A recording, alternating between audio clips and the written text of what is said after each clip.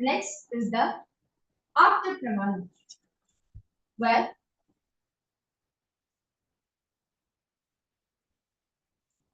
this after pramana is taken from the Srimad Bhagavad Gita, chapter 11, verse 8, where Bhagavan Shri Krishna vigorously says to Arjuna, न तु मां शक्यसे द्रष्टुम् अनेनैव स्वचक्षुषा दिव्यं ददामि ते चक्षुः पश्य मे योगमेश्वरम्. The translation goes, but you cannot see my cosmic form with these physical eyes of yours. Therefore I grant you to give one third eye vision. Behold my cosmic opulence. In the Hindu Purana, in the Srimad Bhagavad Gita, Bhagavan Shri Krishna initiates Arjuna for a third eye. See, behold the Vishwarupa darshan, the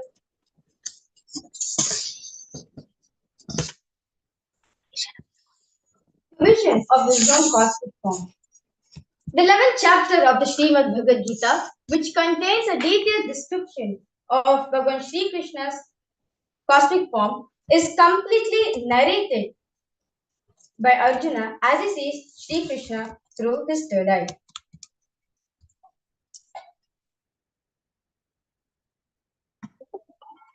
Inside and outside broke. The first experience is that I was able to see everything around me, above me, the whole 360 degree, 10 direction, below me, everything. I realized not only I was able to see, I was able to feel, experience. I felt that the skin of the stone on rock on which I was sitting and the skin of this body both carry me.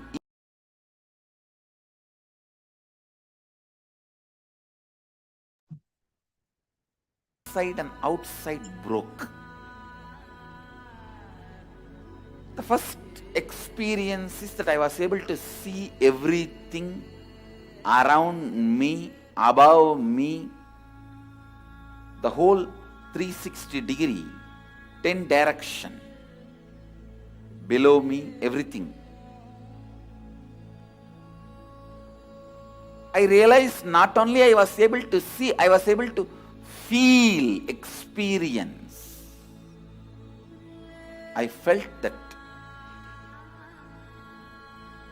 the skin of the stone on rock on which I was sitting and the skin of this body both carry me equally. In both I exist equally. The setting sun, rising moon,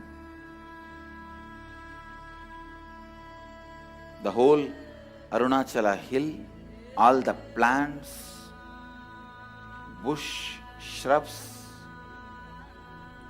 trees, everything, everything, everything.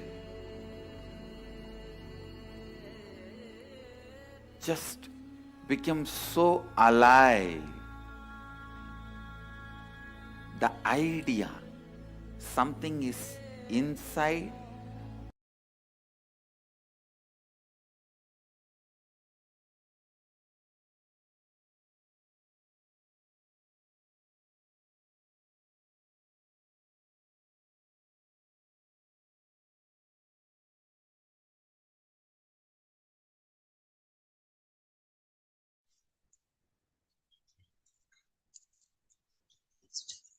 And the next is the Pratyaksha Pramana, the scientific experimentation done on this science. So you can see over here that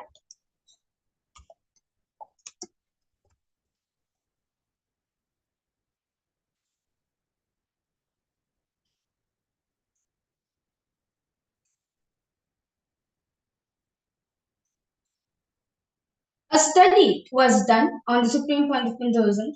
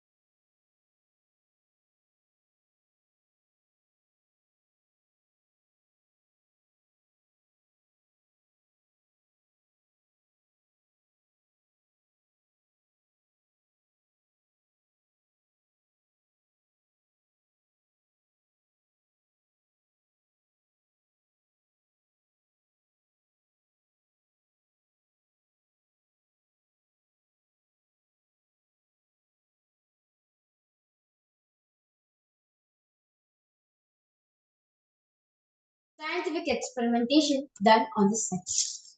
So you can see over here that study measured and compared the metabolic cell activity of the brain in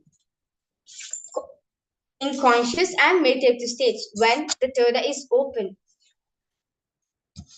using the positron emission tomography, the PET. So when doing daily activity, high activity is measured in the brain where the third eye is located. And in this state of samadhi, only the third eye region is active and almost 90% of the brain is at peace. So with this beautiful understanding we get from the Pramanas, let us directly come into the Sakshi Pramana, where I will be demonstrating this power of third eye reading for all. So all the viewers who's watching us live right now, I request all of you to go to the Facebook page and comment anything you want. You can write a sentence or you can write a phone number, anything to make it complex according to you, but it's not complex for the third eye. So you can go ahead and post anything you want. And meanwhile, I have this surgical eye patches, which I'll be using this for the demonstration. So you can see over here the surgical eye patches. So these eye patches are medically tested by the ophthalmologist that there's no light passing through these when these are put on the patient's eye. So you can see it's completely new.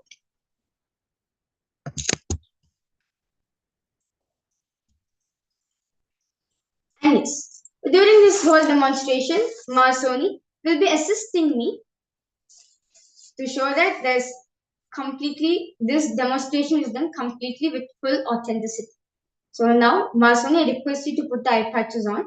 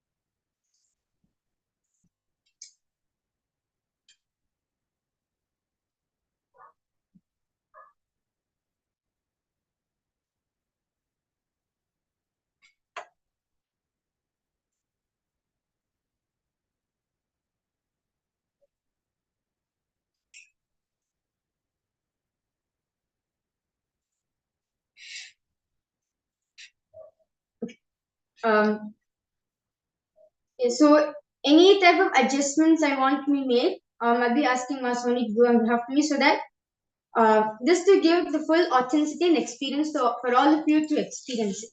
So Masoni, I request you to just adjust this eye patch. Yes.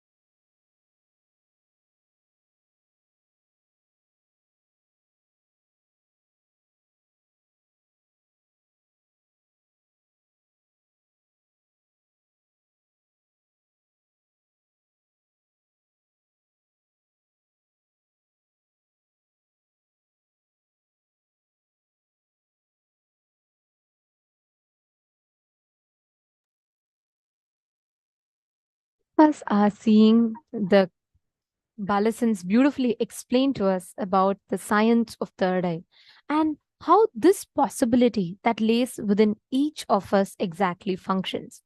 All the viewers that are watching us on Facebook, YouTube, and various other social media platforms, and all the viewers, all the participants that are sitting with us on the two-way video conferencing, to every one of you that have joined with us today, this particular science the third eye has revealed, I should say, defies the very flow of modern science.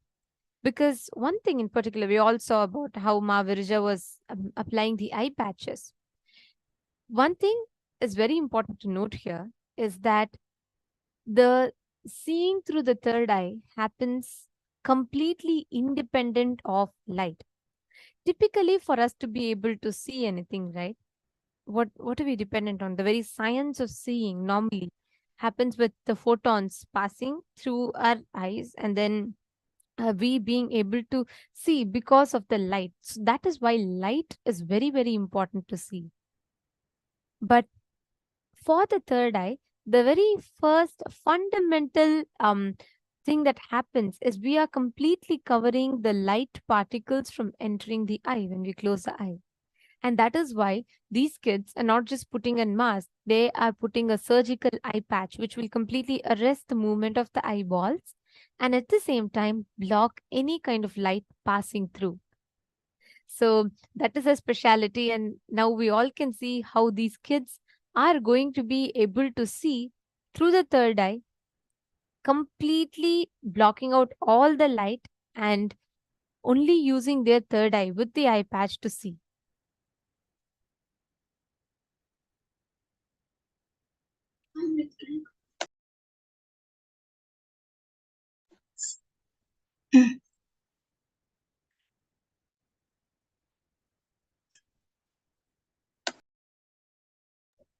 Yes, yes.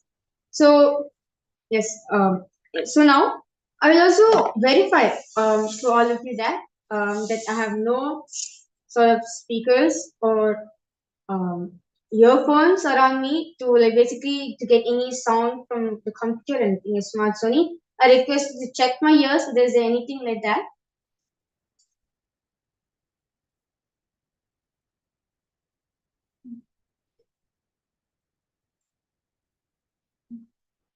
Yes. So, Mark, Sony, can you confirm to the participants that there's nothing on my ears? Yes, I have checked both the ears of my villager and there's no speaker or microphone over there. Yes. So now I request all the participants to go ahead and post anything you want in the Facebook comments. Like you can post uh, phone numbers, sentence, anything, and I'll be able to read it through the third eye.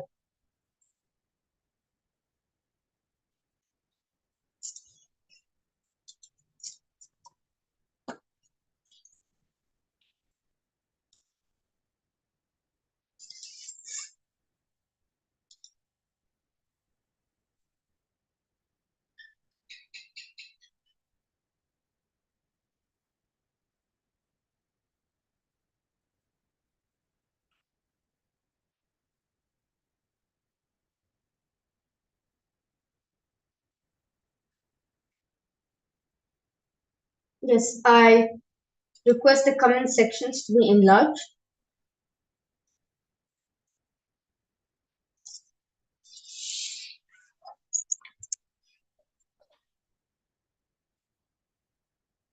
Yes.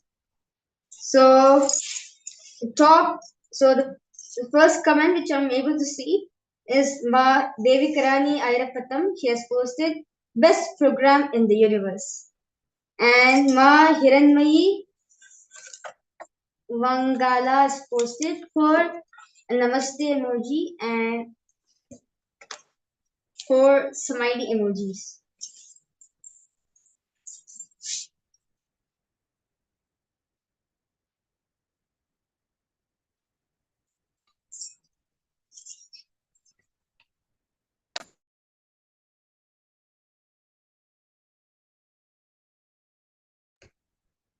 Yes, I request the participants to continue posting in the Facebook group, and I'll be reading it through my third eye.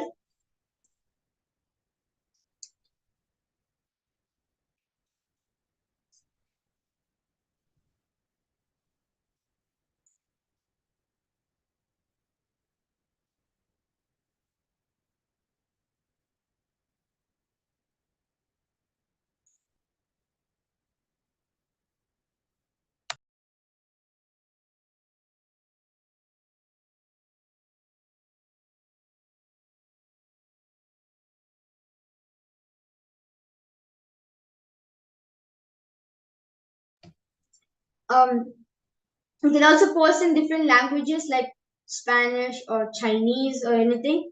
And I have a note. I have a A4 sheets and a marker so that I can write down whatever you have posted in the chat.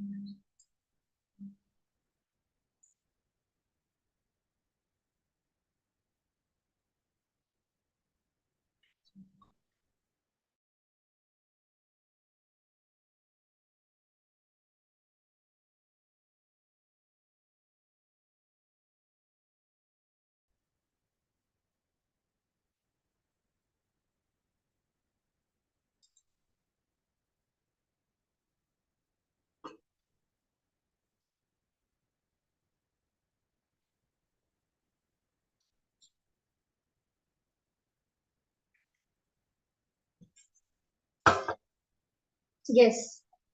Ma Shanti Bhas has posted deep gratitude Amayapane, Arunachala, Kailasa Nithyananda Paramashivam, and a lovely emoji and Namaste emoji. And N. Sriram has posted Om Namah Shivaya. And I request the comment section to be scrolled down. Yes. Ma Kirtana Manoharan posted an emoji where a girl with pink color hair is holding a heart. And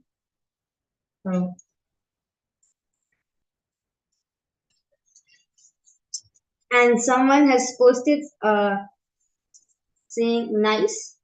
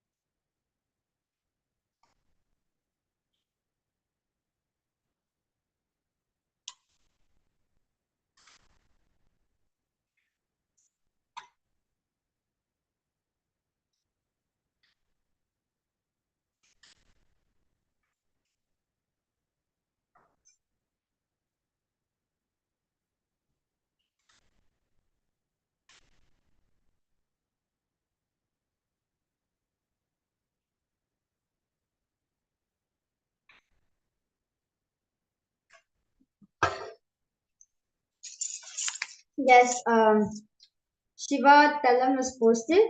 My love to Guruji for giving knowledge. And Mohini Deb has posted Kal Kal Bhairava.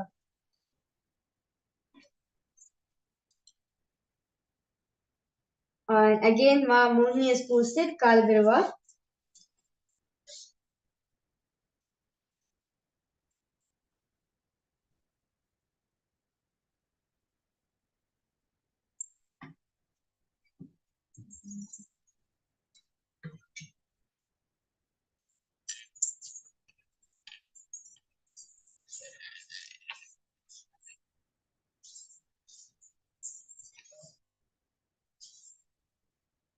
Yes, and Sri Ram has posted Har Har Mahadev and Swamiji.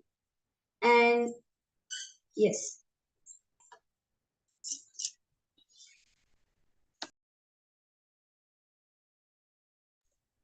And I request all of you to continue post in the chat.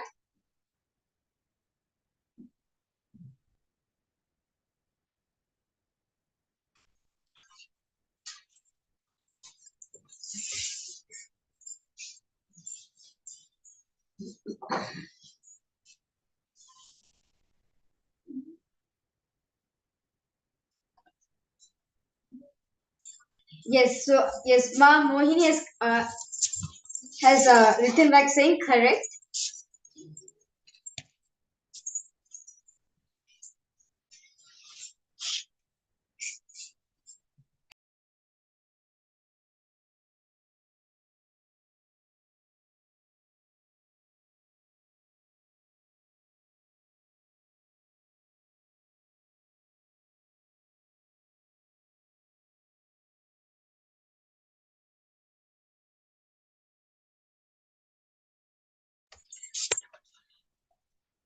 Yes.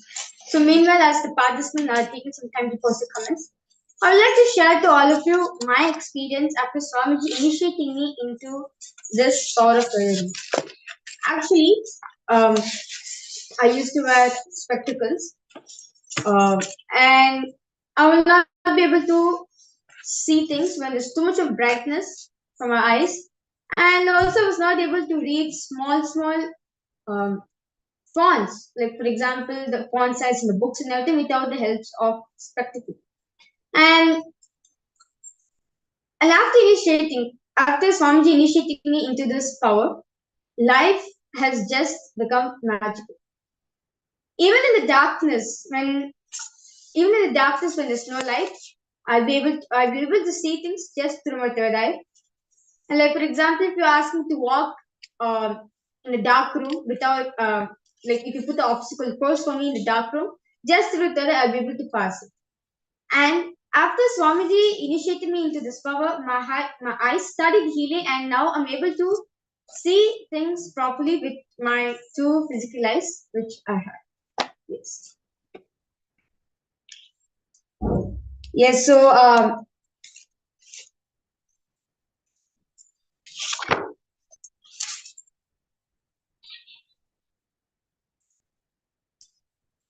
and yes, so you can see many people are continuing to post in the comment section.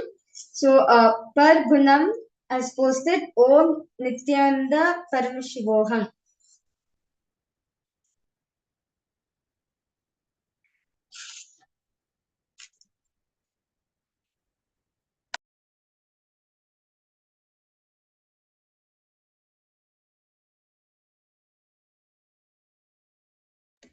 Yes.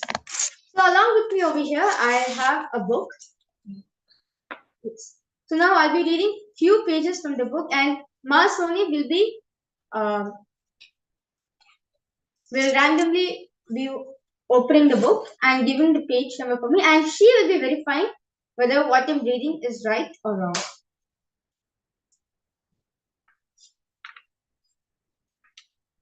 Yes. So which page do you want me to read, Ma Soni? Okay, this page.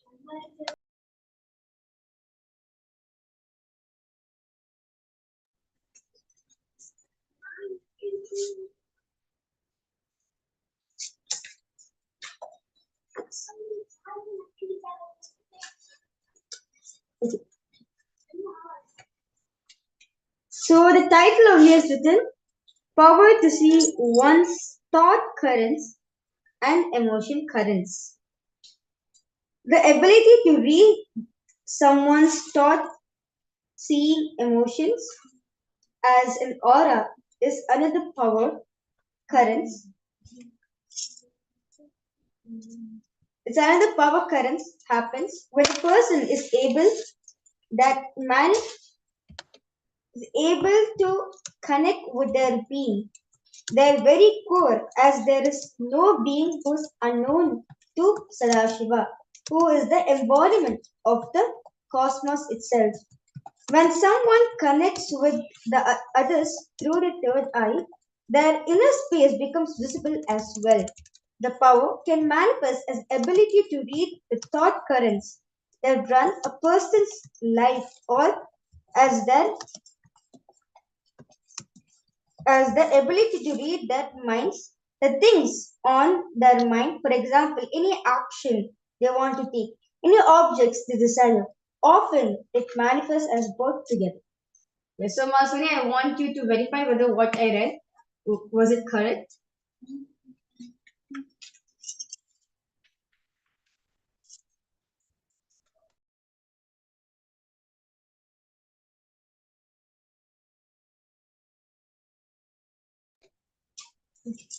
And also, I want Masoni to show the paragraph in the camera. And along with them, able to see a picture of Swamiji where Swamiji is holding both his hands on top of his head and his eyes closed.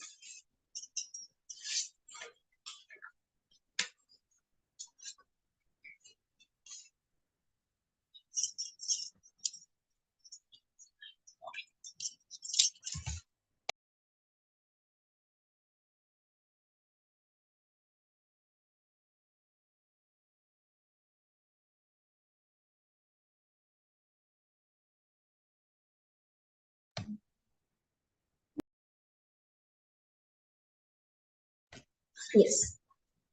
Thank you, Sonima.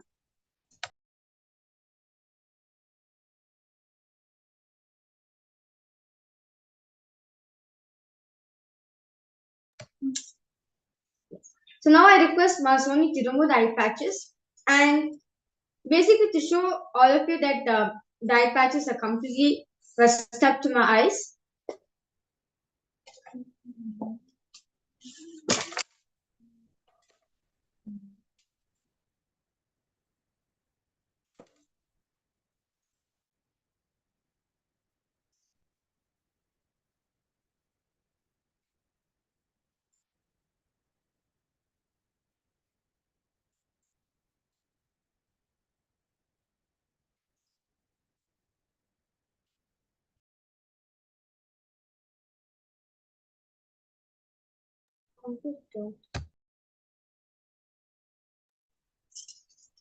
Yes. This whole demonstration was to show all of you that these possibilities are there, each and every one of us. This is not for it, it's not for me to show that only I have these powers or a few selected beings have these powers in this planet. No.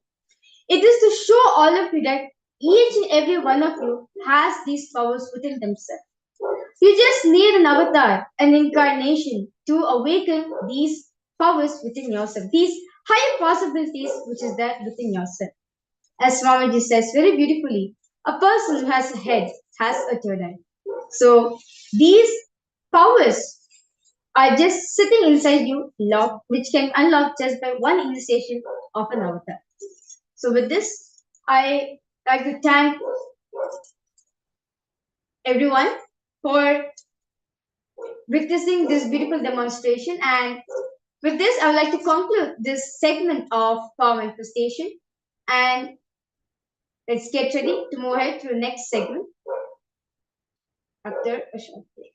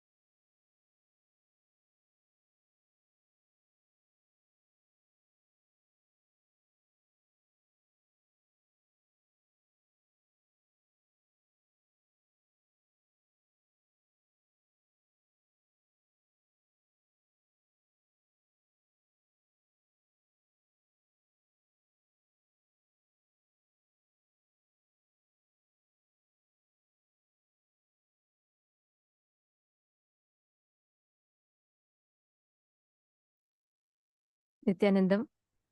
Um, all of you can share with us how this demo was. How did you all enjoy this power manifestation? Actually, this just reiterates to us of our own highest possibility. Imagine it's not just limited to you being able to see with your eyes closed. It starts with that, but end of the day, it builds that inner space in you extremely powerfully. We have a lot of viewers who are commenting. Richard Aya is on YouTube, and he said, "Oh, this is the siddhi that I have been training for, and I'm also making progress without to see without the eyes. Most of the time, I use my blindfold and try to see my hands." Okay, and please understand, Richard, just one difference. This is possible as a practice. We all would have heard about something similar to this called the midbrain training, where people train to awaken one part of the brain. The cerebral parts of our brain has the ability to manifest these extrasensory or extrasensory perception. Yes, it is possible. But that is a siddhi, more like you training yourself, like you share. You are training yourself to be able to see. But that is very, very temporary. It never gives you the complete ability or to be able to manifest this power. Shakti, whereas, is Swamiji initiating us and awakening your innate ability to manifest.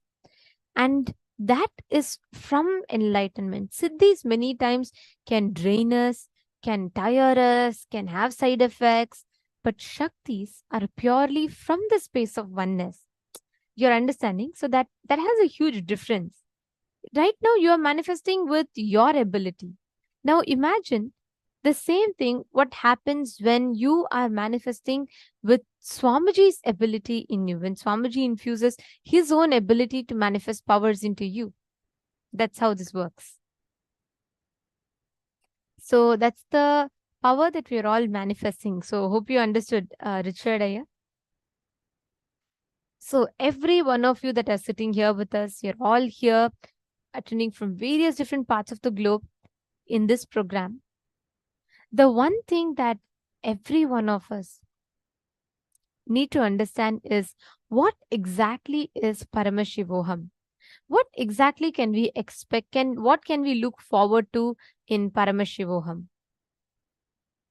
What is that experience that we are going to garner? Is going to be about that. We are going to be learning that in this very first session. And see the program that we all are experiencing right now. This program is open for everyone. It's like you can be from any country, you can be of any religion, nothing matters, because Swamiji says not just all human beings are equal, but all beings are equal in Kailasa, because every single being is infused with consciousness. Swamiji has opened this to all of us, and we are all going to be learning and experiencing some of the many, many, many profound truths, profound revelations. I have one request to all the viewers that are watching us. Please make sure you're able to be tuned into the sessions as much as possible.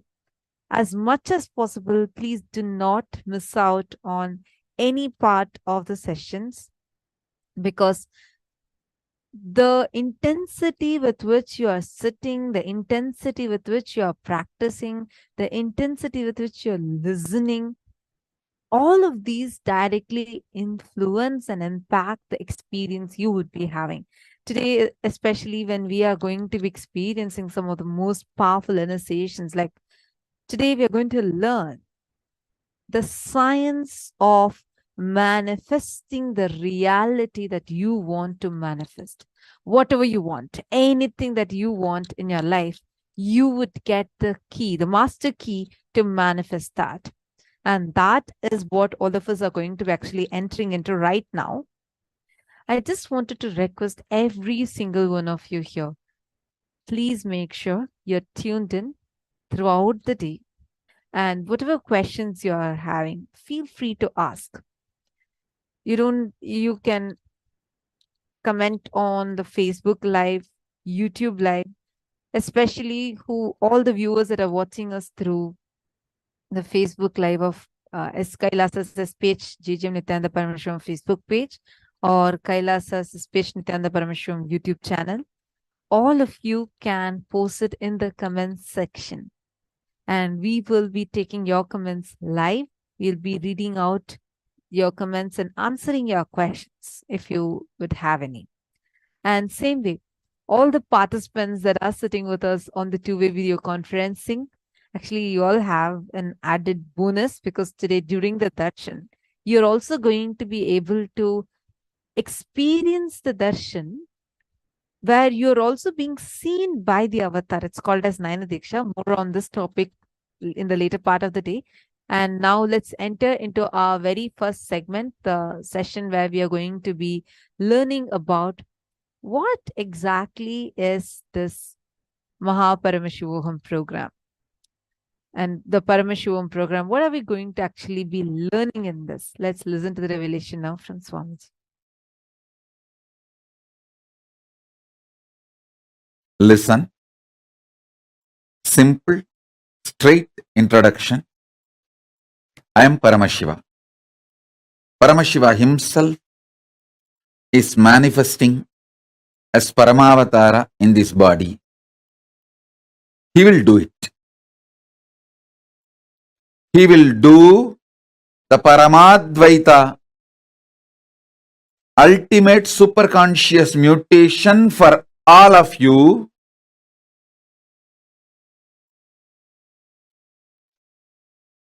Irrespective of what state, space you are now. Forget about what state, space you are now. All that does not matter.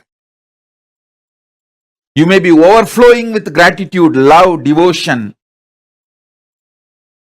or you may be just sitting, fighting with yourself, ready to fight with me,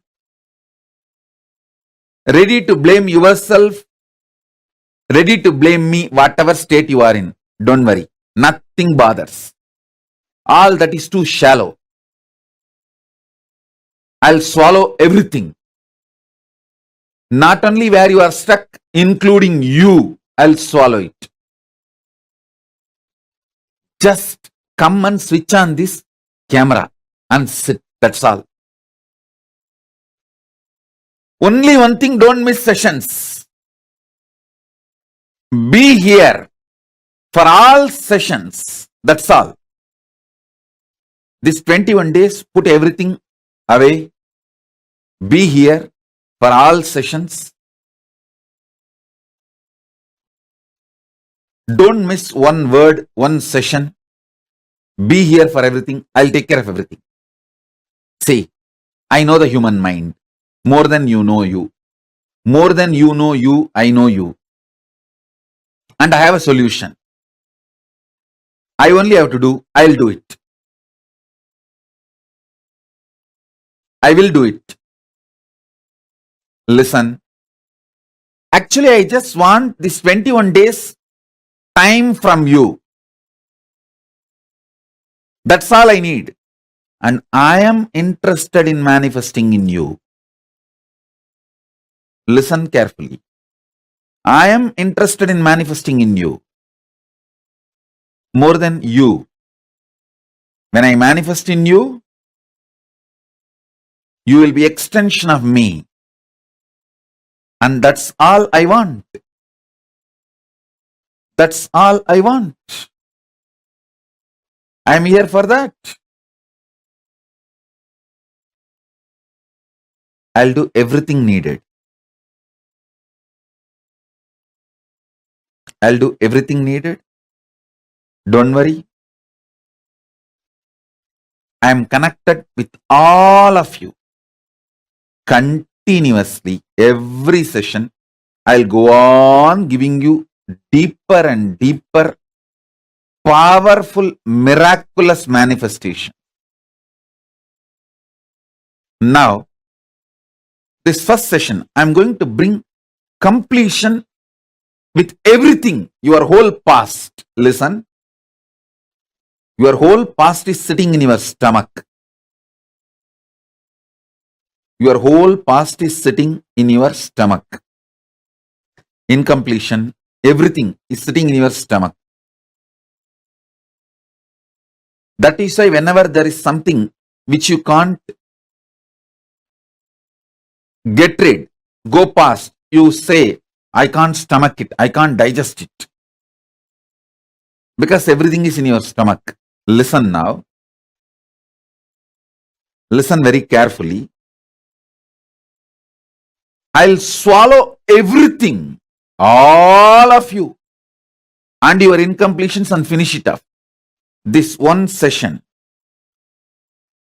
listen, last almost 4 years. In 2018, I withdrew from human society and stopped meeting public. Only very few handful of people I met after the 2018. 2018 is the last people saw me in public. Now it's almost 4 years. 2019, 2020, 2021, 2022. Almost 4 years. Only few months, less than 4 years. Listen. My whole being is fully charged for this superconscious mutation process. I just need 21 days of your time so I can really make it happen inside you.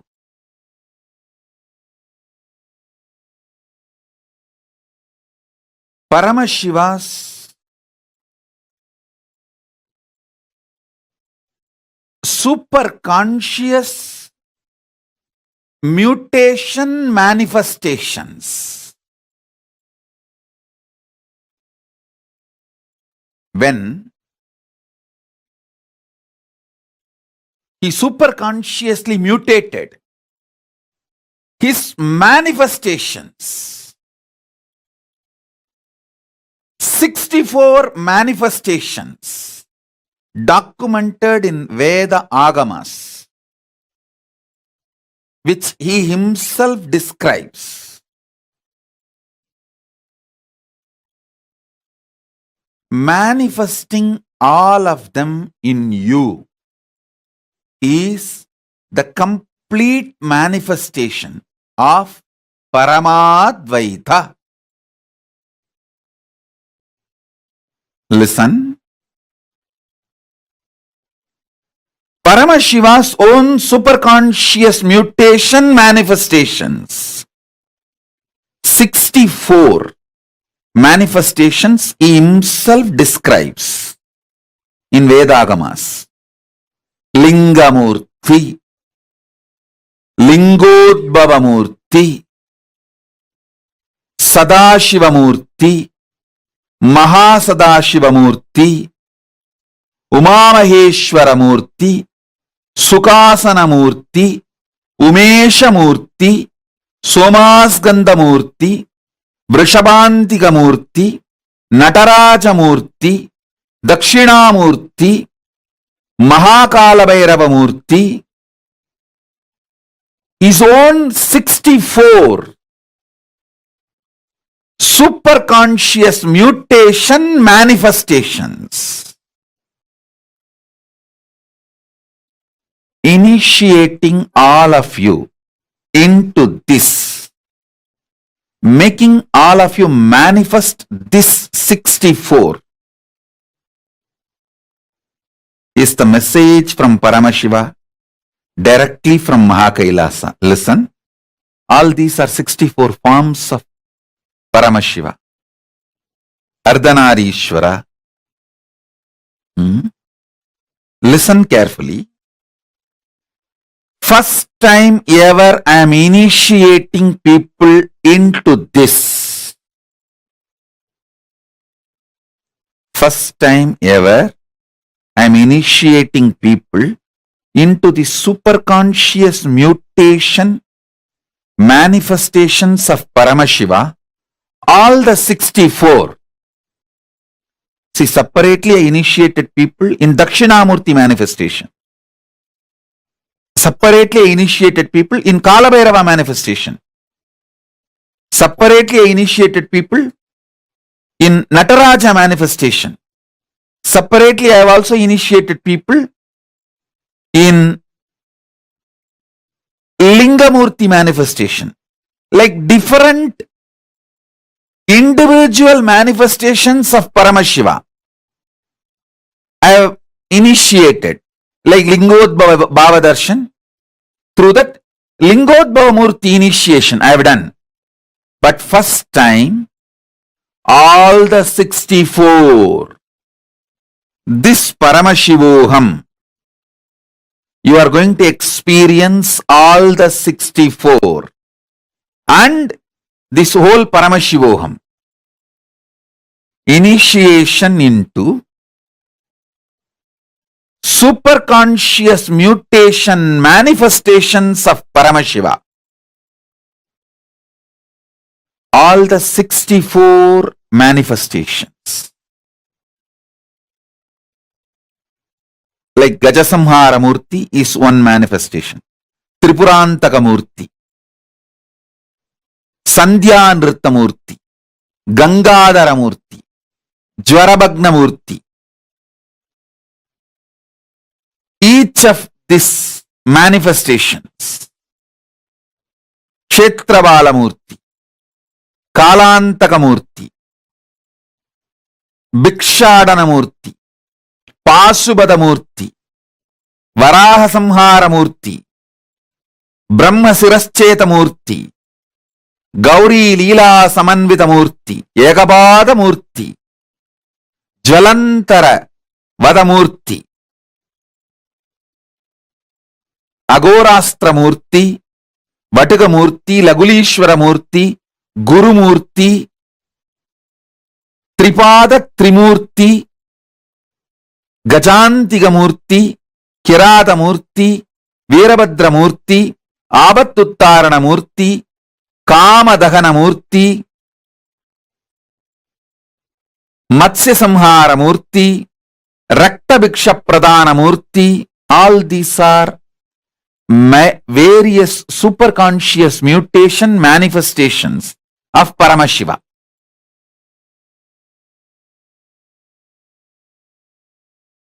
Paramashiva, direct message from Kailasa is this whole Paramashivoham program. This Paramashivoham program is the direct message from Paramashiva, from Kailasa. Listen.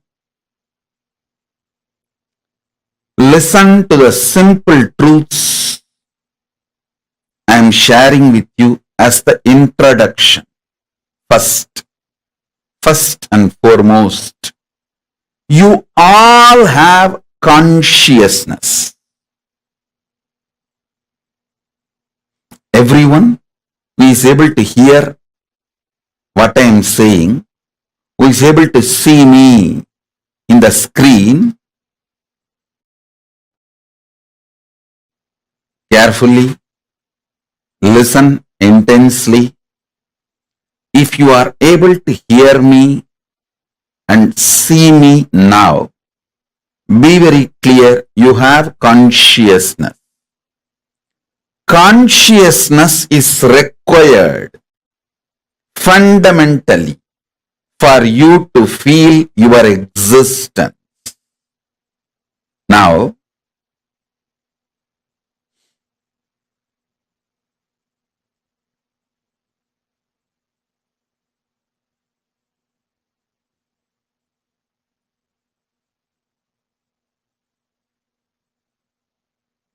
through various programs in the past, I helped all of you to manifest various possibilities and powers of your consciousness. Listen. Now listen carefully. Let me repeat. You all have consciousness, and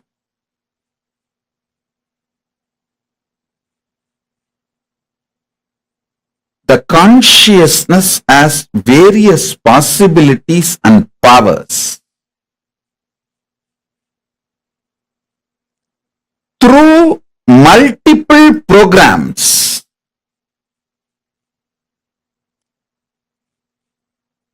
last 28, 29 years from the age I started, from the time I started my public life, till now, I have given various programs to help you, support you, initiating you to manifest various possibilities and powers of your consciousness. Now, in this program, I am bringing a new upgraded beginning, something extraordinary, grand. Listen. Something extraordinary, grand, absolutely new. I'll tell you what it is. Your consciousness can act like an airport. Your consciousness can act like airport for Paramashiva and various beings of Kailasa, gods of Kailasa, divine beings of Kailasa, to land on your consciousness. Your consciousness can be like an airport for those powers to land on your consciousness. Understand that. So, not only you can manifest all your possibilities, you can manifest Paramashiva's possibilities, Paramashiva's power. Understand, this whole program, is an upgraded new beginning. It's not going to be stopping with you manifesting the powers and possibilities of your consciousness. It is going to be letting Paramashiva land in you and manifest the powers and possibilities of Paramashiva himself. Listen.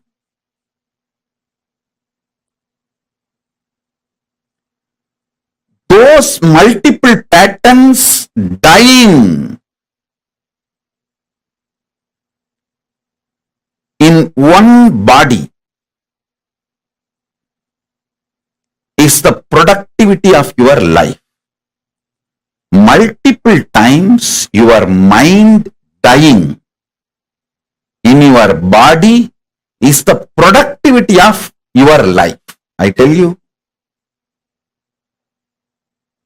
productivity of your life is not the crores you made or the relationships you made or power you gained. All those is not productivity of life. The real productivity of life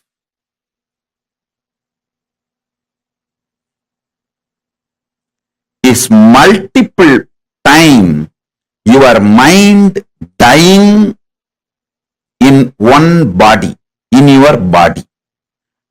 Wasting of life means same mind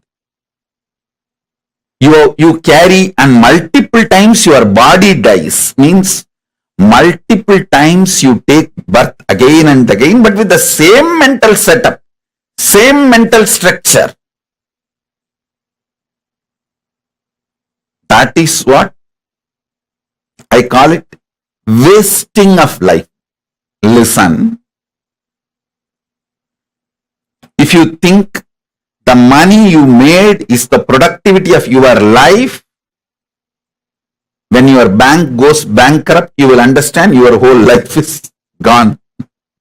It just melts down with the zeros for which you spent day and night holding the hopes in your consciousness. Listen. If you think the buildings you built, the organization you developed is the productivity of your life, no, that is productivity of your country, who inserted greed in you, his productivity, not yours. Listen carefully. If you think the buildings you built or the organization you created is your productivity, be informed, it is the guy who inserted the greed in you. It's productivity of him. When you die, the country is going to have that building.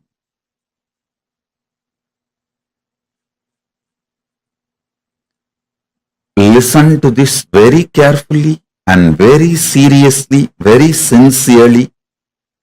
Even the strict organization I am building, I don't feel that as productivity of my consciousness.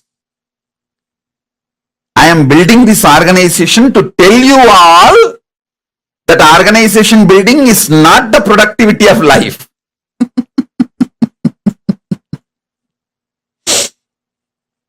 To give you the truth, I am building this. Truth is this. Productivity of life is the number of times your mind died in the same body. If you can kill multiple times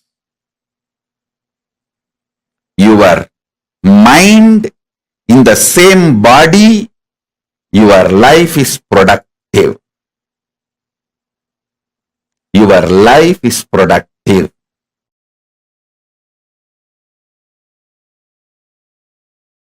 Unfortunately, you do not want to respect your problems as simple dust, because 90% of what you consider as your being on huge wars of life, too big, whatever you have been taught as too big,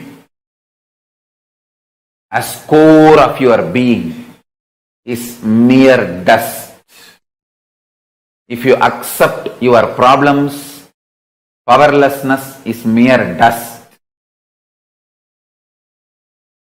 You need to literally drop your being, and you don't know which one to hang on, hold on.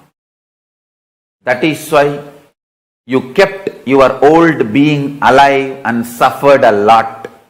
Now I am telling you, I am Paramashiva, fully available to all of you. Absolutely available to all of you.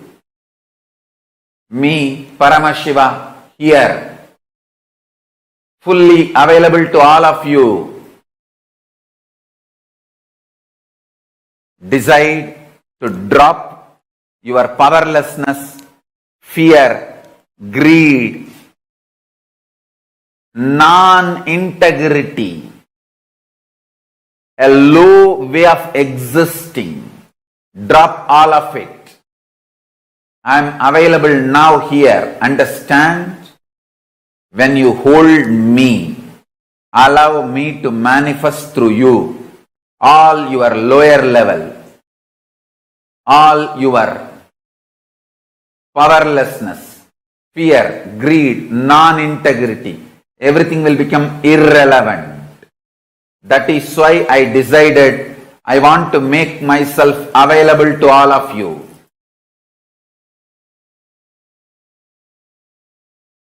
That is why I broke all the social structures, ideas, concepts, including money. I made everything irrelevant and making myself available to all of you wherever you are in your very bedroom. I am sitting with each one of you now personally in your room.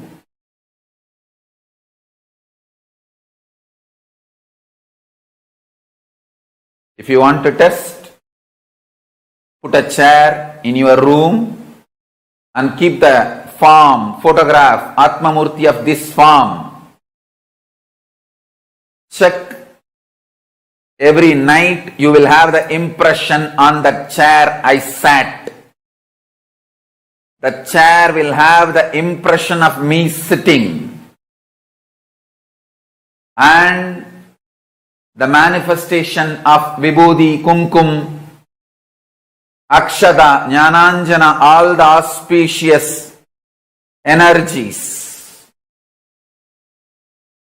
I am sitting with each one of you personally, individually, and making myself available. This being is now available to all of you, to each one of you.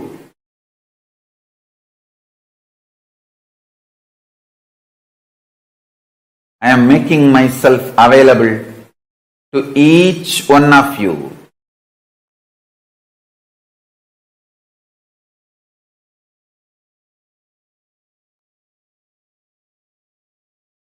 To each one of your being. Now the relationship is absolutely between you and me. It is absolutely you and me. Allow me to fill you. Allow my being inside you.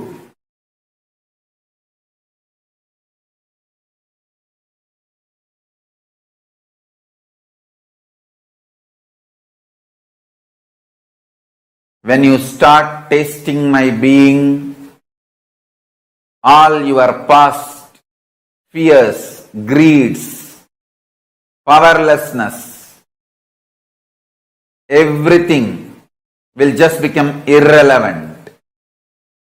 You will be showered with the boons you aspired for and you can never even imagine.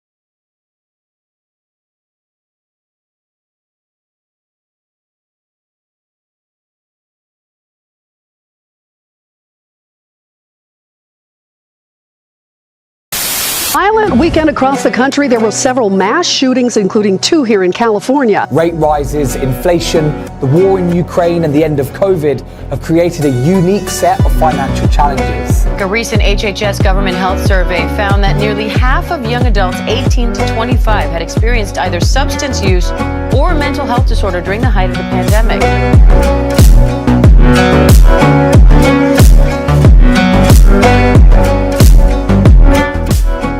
And visualize yourself as Sage Vashishta. Gaze to the nose. Visualize Swamiji in your inner space and perform the Mula Bandha as you do so. Nithyanandam, everybody. We welcome each and every one of the viewers who are sitting with us from all over the world for today's yet another powerful session.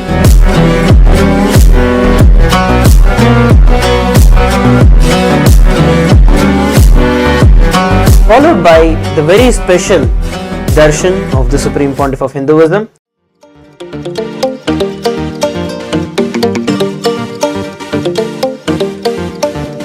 For these 4 months, I am making the whole Paramashivoham program completely free of cost.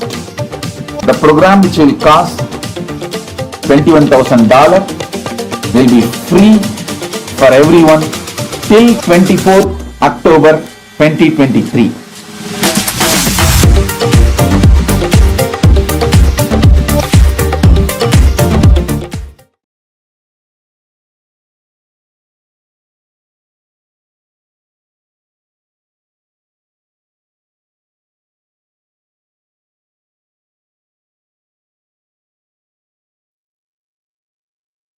The Paramashivoham is gifting this exact science that Swamiji explained to all of us through this 21 days. In fact, through this whole Chaturmasya period. Every one of you that are watching us live right now, please understand, whether you are sitting somewhere in Australia, whether you're sitting somewhere in the US, whether you're sitting in any part of the world, does not matter. Because here, in the presence of the avatar, in the divine presence of the avatar, you literally have you are incubated to be able to manifest this science, and literally provided that the most conducive atmosphere for you to experience the phenomenal transformation that this science can lead you through. Actually, the most exciting part is how Swamiji, without even our effort, or you don't need to do something as like your effort into this. You just need to be here, just listen. Swamiji would transform your life completely. Like how Swamiji said, all you need to do is make sure you don't miss the sessions. Make sure that you are not missing any part of the day. You just listen and participate. You just be here. Swamiji will take care of everything. Swamiji will give you what exactly you're looking for and much, much more. And Swamiji beautifully explained one thing. He said the productivity of the life is not you building organizations. It's not about you building some huge buildings. That is the productivity of the society that instilled that greed in you to make you go and build a certain building, or for you to be able to build an organization. The real productivity of your life is the number of times that your mind dies in you and you are able to give rebirth to yourself. This Paramashivoham constantly rejuvenates your inner space. It is focused on the real productivity of life. It's not about you, how many times you are building, like how many buildings you're building in your life. No, it's not about how much money you're making in your life. It's not about how many relationships you have in life, successful relationships you have in life. It's not even about how much of contribution you're doing to others in life. No, the first key thing here is how many times can you rediscover yourself? And have you harnessed your complete potential to be able to rediscover your inner space? What exactly is happening in your inner space? What exactly goes on in your inner space? You being able to rediscover yourself completely. That is the real productivity of life. And Swamiji had so beautifully taken all of us through that to explain to us the science, how you, a normal human being like us, can experience these extraordinary abilities of being able to discover our inner space, be it anger, greed, fear, lust, any of these emotions that we are all stuck with. Many times, which we feel, most of which we feel are beyond our control, completely is taken care of by Swamiji here so beautifully. Can I request all the viewers and participants, can all of you take few minutes and write what did you understand so far as to like what that you are looking for in this program? The whole program, the Paramashivoham program, is directly a message, that message from Paramashiva. You have conscious, and your consciousness can act like an airport of Shiva and various divine beings of Kailasa to land on. So not only that you can manifest your possibilities, you can manifest Paramashiva's possibilities. And how many times have we all wondered, right? Like, okay, so is this all that I can do in my life? Is this the maximum? Or sometimes you think you already know your peak potential. You think you already know this is exactly what I want in my life. But you will start noticing that even after you achieve that, you still don't feel fulfilled. See, that's because how much ever we are trying to run in this little rat race, like all of us are trying to achieve something. And we go on and on thinking that we're going to give fulfillment. Needs one car and I'm going to be fulfilled. Then you see that your neighbor has gotten a new job opportunity, and then you immediately want that. Like Swamiji says, when your neighbor buys a new AC, the temperature of your house suddenly goes up. See, this time, all of us are looking for that fulfillment. But the truth is that fulfillment is there within us. And we just need to learn to tap it. Now, what does that mean? It's not just you have to sit in meditation alone and like you don't have to experience your life. No. Swamiji says you have consciousness and your consciousness is so powerful. It's like an airport. All the divine beings, gods are real. Gods exist. Paramashiva is real. All the gods and goddesses are real. And they can come down and your consciousness. So our consciousness is like an airport. And that powerful experience is what one of the experiences you're going to be experiencing in this program. One of the most important aspects, in addition to this, is how you are becoming a platform for the divine energy to land in you. And what does that mean, right? If you see, many times we have so many different ideas, the constant things that we carry in us, the constant thought currents, I should say, inner chatter we carry in us. That's the right word to use, right? Even now, right now, as you're listening, your mind may be wandering off somewhere. Okay, what exactly will be happening in my office? Oh my God, I needed to submit this project. Oh my God, I'm going to be sitting here for 21 days. What about my work? Or you could even think about, okay, what's for breakfast? Our mind takes us all over the place. Now, the most important thing for you to experience Paramashivoham, this precious gift called Paramashivoham that Swamiji is here to offer to all of us, is listening. Because it is only with the listening you'll be able to internalize.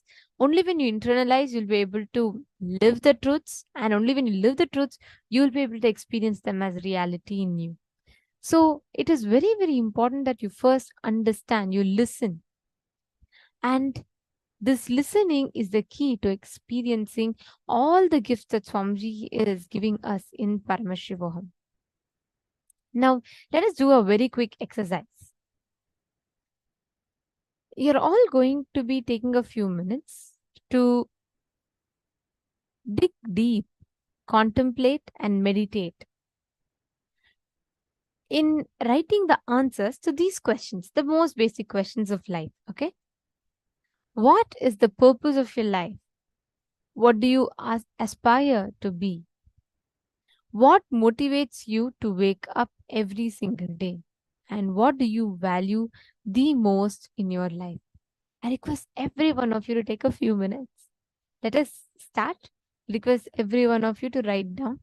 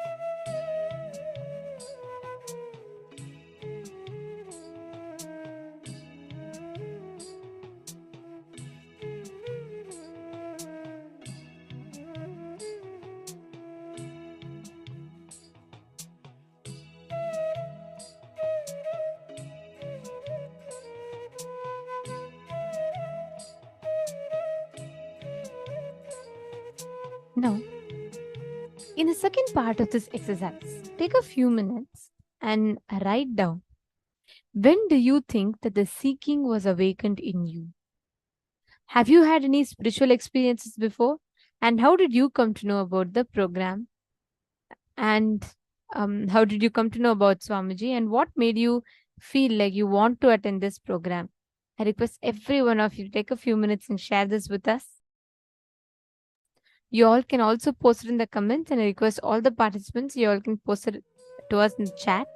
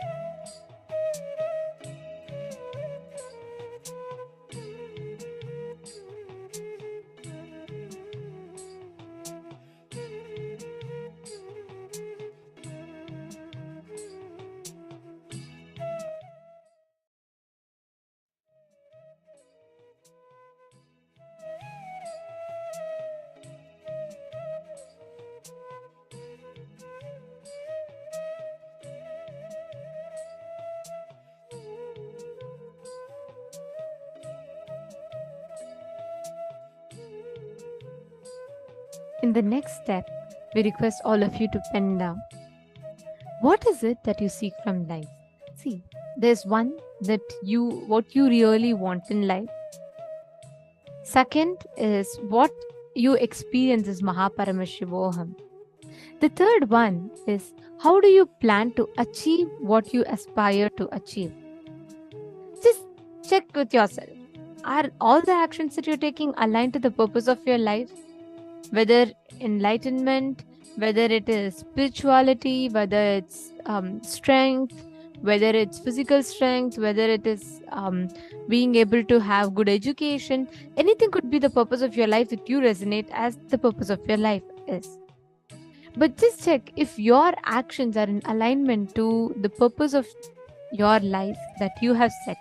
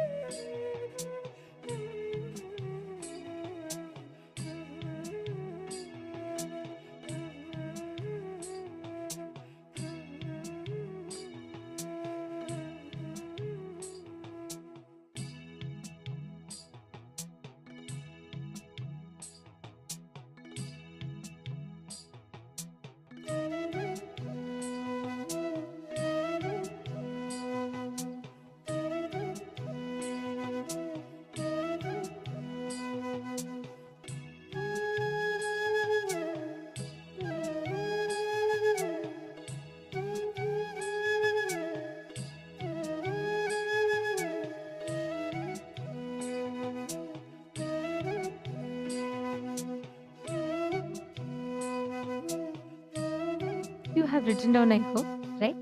Now, with what each of you have written down, it is very important that we understand how do we get here? How do you experience that? You could have had enlightenment as the purpose of your life. You can have blissful relationships as the purpose of your life, or just having good money as a purpose of your life, whatever you might have written down as a purpose of your life. Paramashivoham program gives you the science of as to how you can achieve the purpose of your life, whether it is about health, whether it is about wealth, whether it is about relationships. Each of these different aspects of life, how can you achieve it?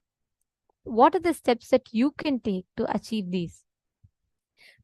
Addressing all of this is Paramashivoham level 3. Now, there are some tips that we have for you to experience the best of Paramashivam. The next 21 days is going to be a phenomenal journey in itself for every one of you. So how can you experience this? What do you need to do to experience this? The first and the foremost step for this is be involved for this next 21 days. Completely involve yourself, be present in every session and be involved as much as possible, involved into these sacred revelations that Swamiji is revealing, and ask your questions. Feel free to ask any questions that you have. Ask your doubts, understand what Swamiji is revealing deeply.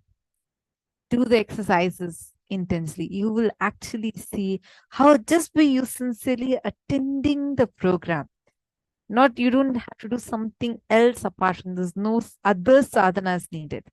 Just attending this program, you will see what phenomenal transformation will start happening in your being. In Hinduism, there are 4 steps of learning anything. Okay. So one is Shravana. Shravana is where you listen to something. Like, for example, you're learning the science of completion. You're listening to it and you're learning it. That is Shravana. The first 25%. The next 25% is Manana.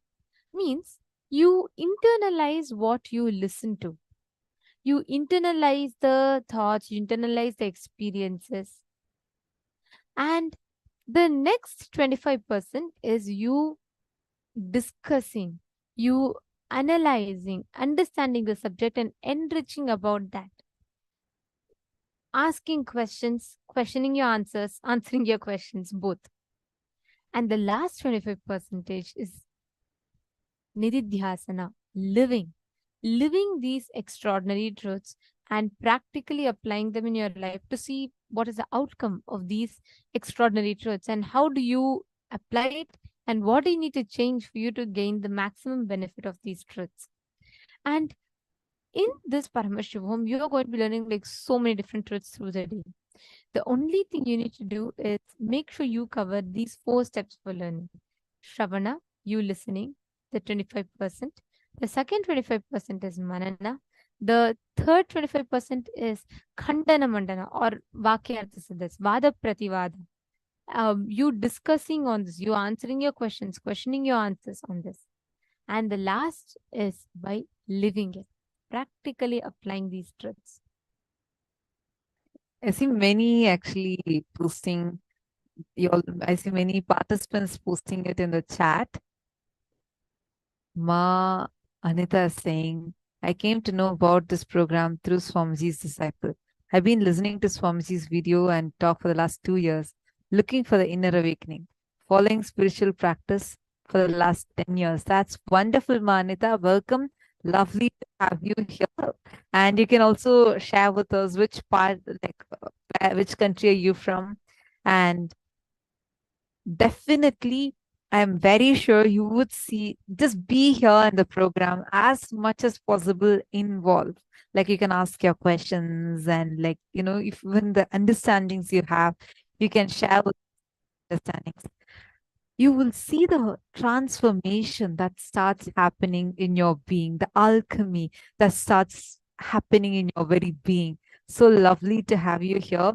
And see, many of you have posted, Bhavna Paramar had posted that she just wants oneness with Swamiji and moksha and has known Swamiji since 8 years. Through my sister, I found Swamiji and completed all my karmas.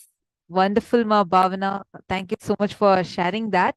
And you would actually see, I have been seeing you when in previous program also had attended very sincerely. Just continue the same sincerity. You will see how in various dimensions of your life, you will see this Paramashivatva being infused. Paramashivatva means the highest space, the highest state that all of us can experience, the ultimate state, the ultimate space, the ultimate consciousness being awakened in us, where literally we have access to our ultimate potential. And you would see how that powerfulness and the divinity is getting infused in various aspects of your life. And you'll see all your desires and the boons that you're requesting for is going to manifest as a reality. Wonderful, lovely to have so many of you here, Nityanandam. One of the most important aspect of this program is that all of these 4 happens, like whether you listening, you internalizing, you learning, but there are always certain parts which even we do not know we have, which are called as blind spots. Like even you don't know the unsaid, the unknown part components of you, which even many times you will not know how exactly you need to tackle them. And with an avatar, an incarnation, who's that highest manifestation of the superconsciousness, he simply transmits that as an experience to us, and he removes even the unknown components sitting inside of us. Now, the next step that you all need to know to experience the best of Mahaparamashivoham is continuously interact. Be there with us through the day. You may have any number of questions. You don't even need to feel like bad. You don't even need to feel like shy. You don't even need to feel, oh, can I ask this? Is it okay to be asked? And are all these allowed? Can I ask such questions? Yes, you can ask any amount of questions that you want, any doubts that you have.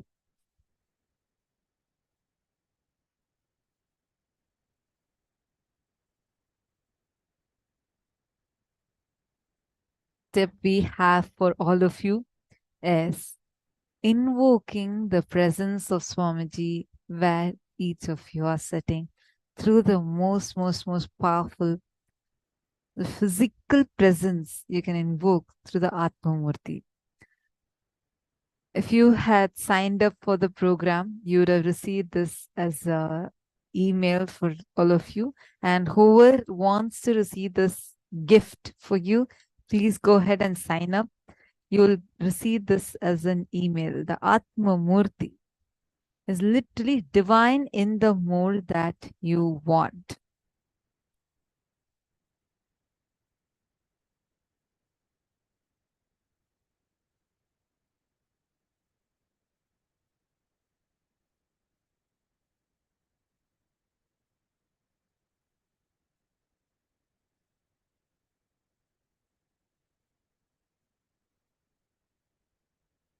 Next is the Nithyananda Sabha.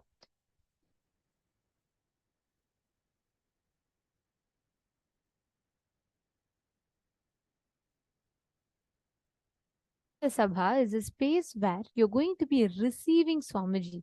See, where you are sitting in the program, understand, like I said, with an avatar, it is even the unknown components of you, which even you do not know for yourself, gets fulfilled, gets attended to, gets healed. And an avatar is continuously working to that. And here, through the Atma Murti, you will be gaining this exact experience. Swamiji, in his, I should say, a pocket, like how we all carry the pocket dictionary, like that. This is the form of Swamiji which each of you can carry with yourselves, you all can relate to, and you all can experience that oneness with.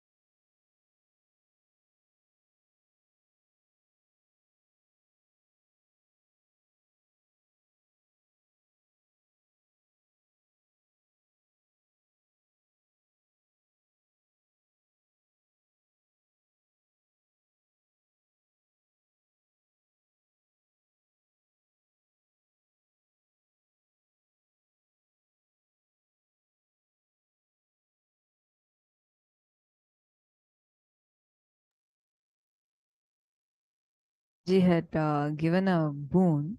Swamiji said that all the program participants, especially like all the Paramashivam participants, Swamiji had given a very powerful boon. Swamiji said that you all can keep the Atma Murti and put like dedicate one asanam for Swamiji in your room, wherever you are in your room.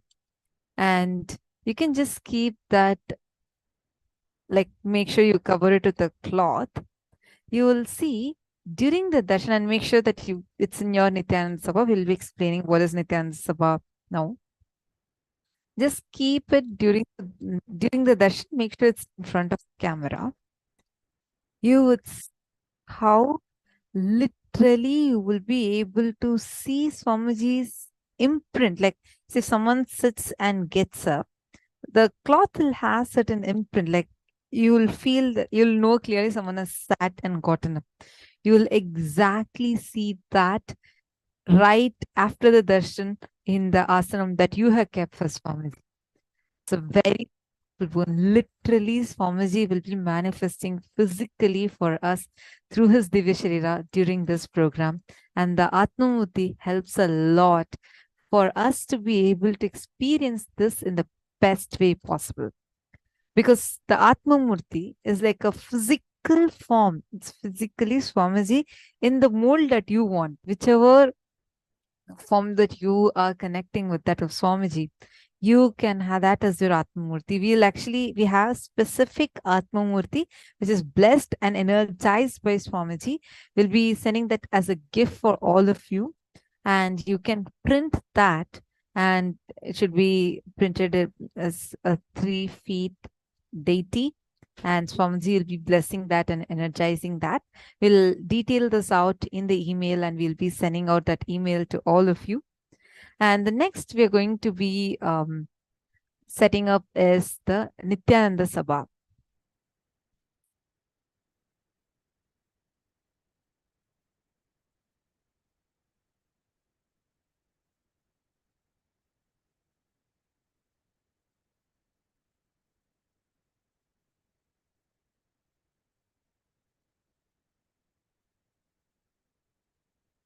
And the Sabha is the name of the hall where Swamiji conducts the program for all of Swamiji's disciples and devotees. It's a place and a space where the energy and presence of the Supreme Pontiff of Hinduism is felt very strongly and powerfully. So all the program participants, all of you that are attending with us right now, the best and the greatest news is Swamiji has blessed each and every one of us to be able to set up our own Nithyananda Sabha in our very room. Wherever you are, you can set this room up and you will be able to experience Swamiji. You'll be able to experience his physical presence, experience his energy there. Nithyananda Sabha in your very room for Supreme Pontiff of Hinduism to bless and energize the space and entangle with you through the energized space.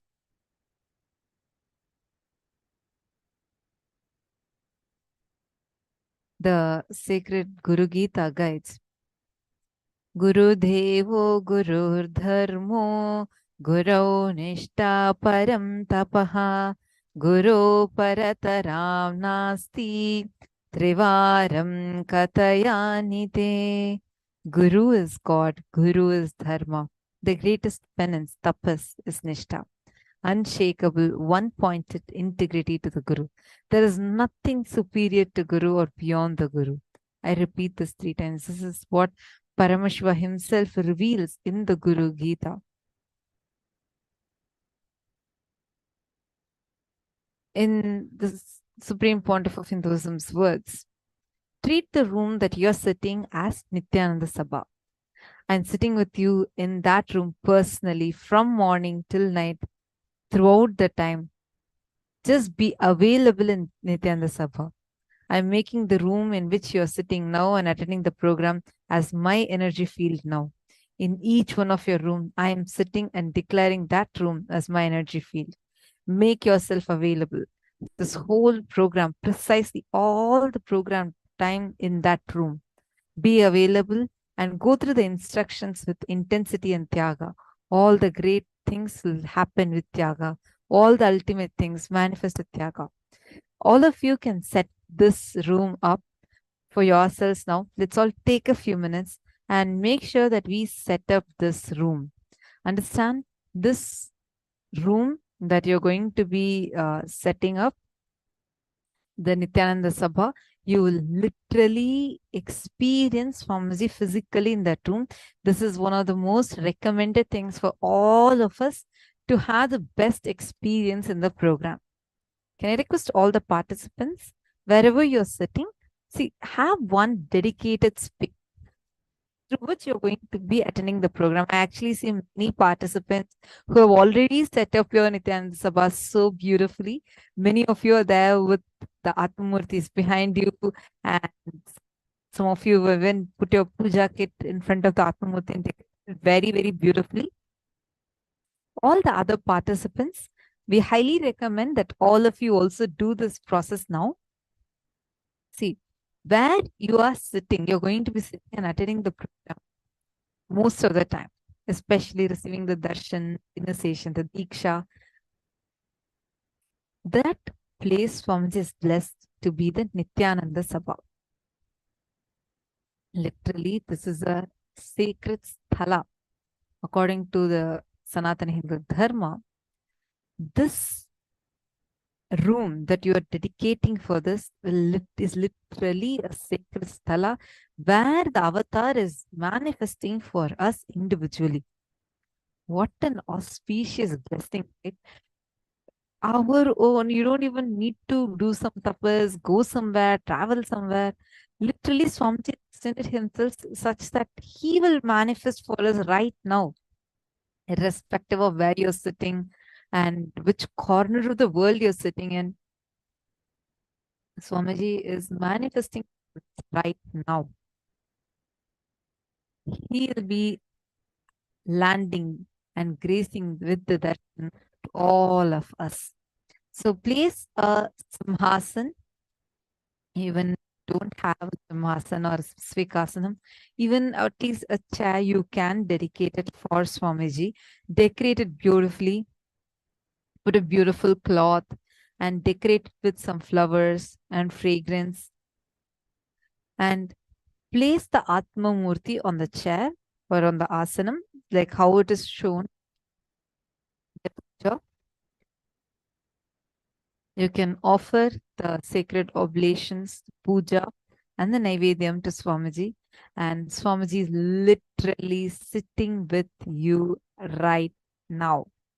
Understand? We'll listen to Swamiji revealing this earlier in the session. Swamiji is blessing all of us with this powerful boon. All of you can set it up. Take a few minutes quickly and set it up. All the participants that are sitting with us on the one way, meaning you all are sitting, watching us live through some social media platform, we highly recommend that you also prepare this in your room, wherever you might be. Dedicate a space where you would be learning these revelations, where exactly you're going to be receiving these truths from.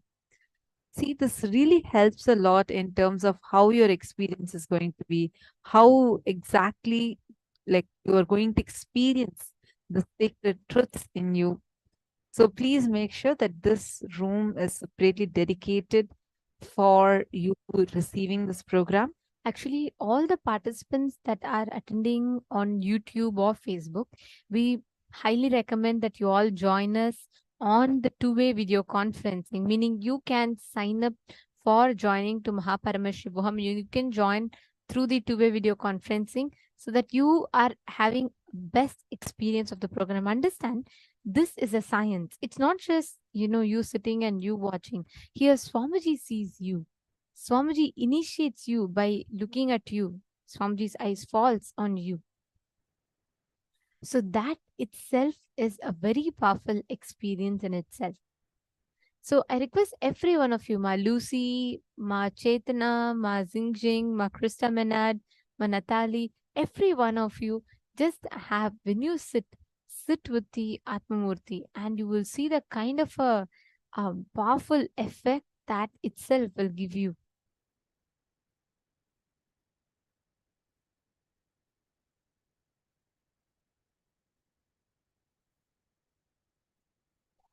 See that we're just projecting to all of you. See, literally Atma Murti that all of you are seeing right now. It's an energized deity of Swamiji. Literally your customized version of Swamiji just for you to relate with. Literally Swamiji is sitting with you for you to connect with your own Swamiji, your Swamiji. And so he'll be available for you 24/7, 365 days a year in this form of Atmamurti. You can offer your prayers, and you all need to know you can even talk to Swamiji. Swamiji literally respond to you through the Atmamurti. So many participants have had this as a powerful experience. How many of you here, all the program participants that are here with us, can all of you post how many of you here have an Atmamurti and you talk to your Atmamurti? Literally, you will experience Swamiji is listening to you. And you know very clearly he's listening to you. Many times he'll even respond to you. How many of you have had this as an experience? Can you all put it in the chat? The wide smile on your face and nodding your head, yes. Each of you are a testimony for this. Each of you have experiences. In Hinduism, we don't connect just through the deities. Even the deities are alive. They respond. They are independent cosmic intelligence that lives responds to our thoughts, prayers, and emotions. And this, each of these are energized.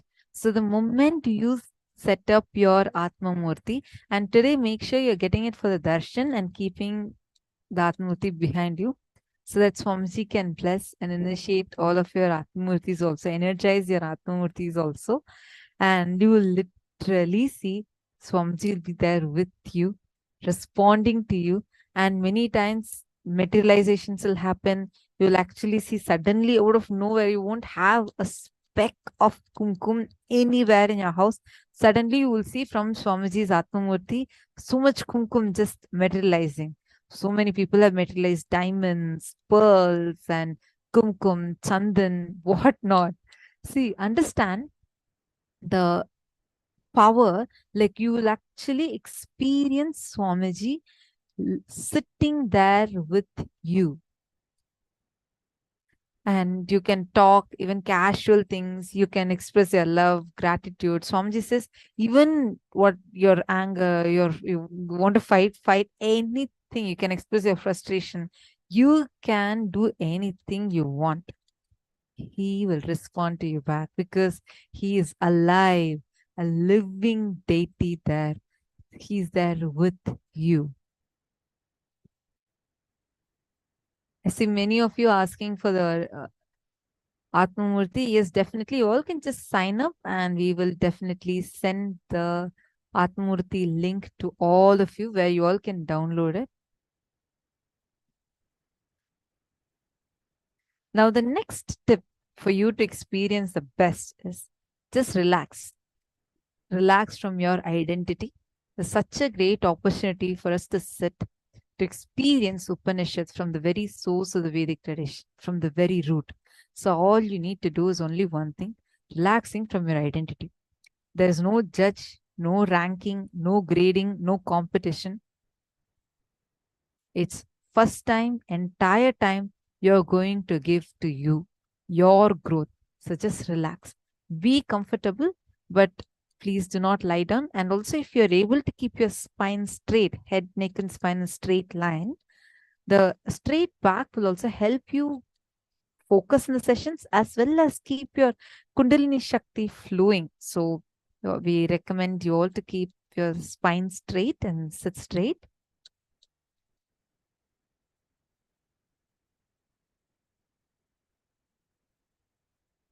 Also, we also recommend you all to have a large screen or a projector just so that you can have the best viewing experience, and make sure you have a stable internet connection and a broadband connection, audio, video setup. Install the Zoom, have the access to the mic on or off button, and just make sure that you are there throughout your sitting. And please do not take any photography or screenshots or videography.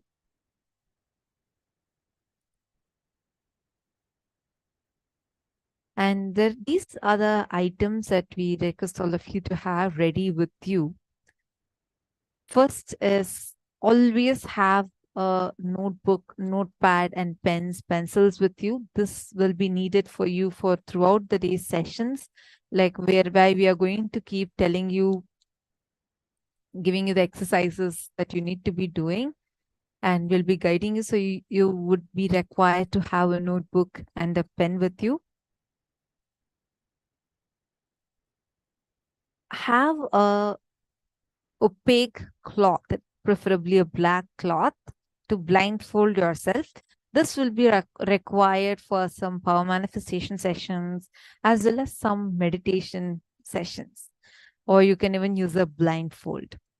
And a coconut or a round fruit like orange. If a coconut is not available, please have this also ready. This is also for power manifestation. Then have some basma and kumkum if available.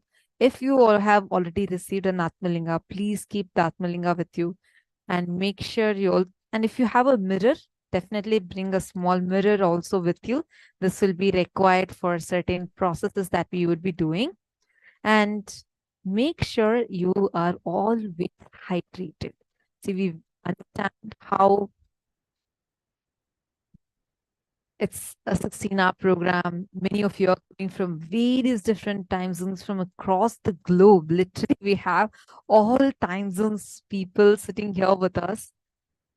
And highly recommend that all of you are hydrating yourselves. It's an online program. Throughout the day, you need to be sitting up. So hydrating yourself is also very, very important. We request all of you, just make sure you're having enough water and get some herbal juices, any juices with you to keep yourself nourished. And you can also have hot chocolate. But Swamiji also says to avoid coffee as much as possible, because coffee directly impacts your consciousness. You're not restricted to have coffee. You can have, but it's highly recommended not to, because it directly impacts your very consciousness. And another thing that you can do is always keep these detox materials required available, like ginger. And we will be having this list emailed out to all of you as well. And this is mainly for the participants attending through the two-way video conferencing, because every one of you that are sitting here through the two-way video conferencing, each of you are committed and dedicated to you experiencing your breakthrough. It's the superconscious breakthrough. The program is designed in such a way where you learn powerful cognitions addressing one particular aspect every day. So it can be of, like, let's say, relationships, health, or wealth, or on a particular day it's all about going beyond your pain and suffering. Each day is oriented towards addressing one aspect of your life. And as you complete those patterns and you learn the powerful cognitions, you will be manifesting powers. So this is the structure of the program mainly. And every day we will be having darshans of different forms of Paramashiva. Each of the different forms of Paramashiva we will be having the darshan of.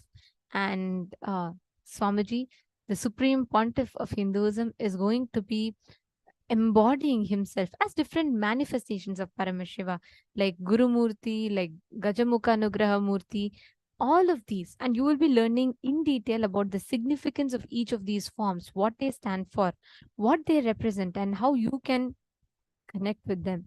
But primarily in this program, please sit and ensure that you are making yourself available for this breakthrough. As much as possible, try having the alchemy products around you.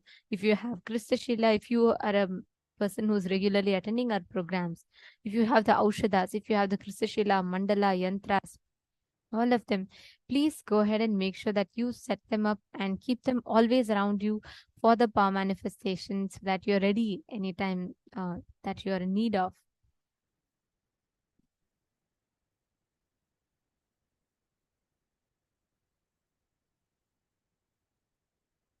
And make sure that there's blindfolds, pen that you have, notebook that you have.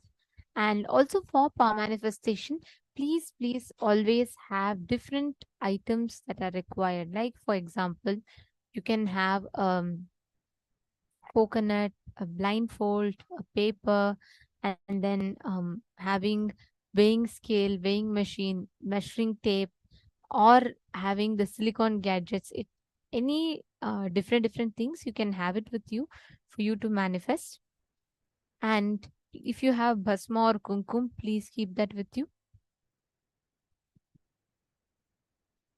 And for the deeksha itself, each day there will be different items that you will be needing. Like, for example, tuning fork. If you all have a tuning fork, please arrange for a tuning fork, arrange for a thermometer where you measure the temperature, or your BP and pulse monitor. And also please have, for initiation, the special initiations every day, you will be needing some water, drinking water, and fruit, some fruit. Just every day when you receive the initiation, for you to offer, you can have betel leaf, betel nut, dakshina, a coin, the 1 unit of your currency, any currency that you have, just 1 unit of that, a clean towel, and you can have some food, offering of some sacred food, naivedyam that you'd like to offer, anything. So keep all of these, whatever you have, whatever you're able to arrange for, please try and keep all of these, because this will enhance your experience of the darshan. Ma Gokila from Malaysia is asking if she can have any of her favorite photos of Swamiji as the Atmamurti. Ma Gokila, Atmamurti is specifically blessed and energized by Swamiji. So only the Atmamurti that we'll be actually sending it to you as an email, you should have only that printed as Atmamurti, because this is specifically blessed and energized by Swamiji. You can, of course, always keep the other forms of Swamiji also with you. We see so many people here who have like a gallery of Swamiji's pictures behind them, that I know all of us enjoy that. Surely you can, Ma Gokila. But Atma Murti as such is different, where only a particular energized photograph of Swamiji's and that particular energized form of Swamiji's can be kept for you to connect to as Atmamurti. Right? So you can have all the other images to you also to connect with Swamiji. And the next one is the dressing. Through the program, please make sure that you are having comfortable clothes on. And most importantly, if you have traditional Hindu clothes, like for example, if for a female body, you can have saris and half saris or some traditional attire. And for male bodies, you can have a dhoti and a kurta. Literally, every day is a celebration. So, as per Hindu traditions, you are going to be looking your best. Traditional Hindu clothing, saris, or even chudidar for women, kurtas or dhoti for men, and vibhuti and kumkum on your forehead, jewelry if you wish. But understand, celebrate your happening. Celebrate you being here. Celebrate the fact that you're experiencing enlightenment. You're experiencing all super conscious breakthroughs. And most important part is Nayana Deeksha. Every one of you that are sitting on the Zoom, the two-way video conferencing, please understand you are all receiving the Nayana Deeksha, where not just you are going to be seeing Swamiji, Swamiji is going to be seeing you. So be on camera and do not turn off your camera. Even if you need to step away for a few minutes, you can just put in the chat and then you can step away. And during Swamiji's sessions, please do not turn off your camera, because each of you are going to be receiving the personal darshan and blessings from Swamiji. And most importantly, all those who are in the Zoom, in the two-way video conferencing, you will be getting Swamiji's own responses for your messages. So do not miss.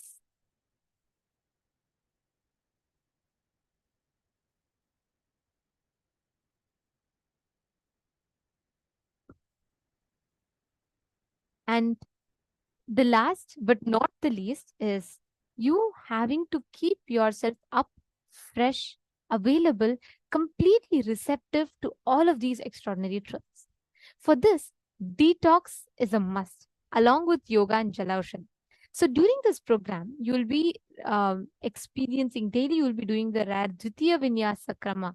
It's a sequence where 208 yogic asanas sequence is put together in less than 3 hours. And this is to prepare your physiology for receiving Paramashiva. So make sure for yoga, you are dressed in black, you're tying your hair into a bun and keeping a water bottle with you at all the times. And throughout this 21 days of the program, follow a sattvic vegetarian diet. Skip any kind of animal products, even if possible, the dairy products, meaning if you have the non-violent sources, that the cows are not harmed or it's not sent to slaughterhouses, yes, you can put that, you can use that dairy, you can use the dairy products. But if not, please avoid even dairy products. Follow sattvic vegetarian diet, and you will see the way your ability to understand and sensitivity to the world will just shoot up. Don't intoxicate yourself through smoking or alcohol. You will see within 21 days, you will not need any of these addictives to feel joyful anymore. And each morning do Jala Aushadha. Jala Aushadha is where you have a copper bottle night when you go to sleep.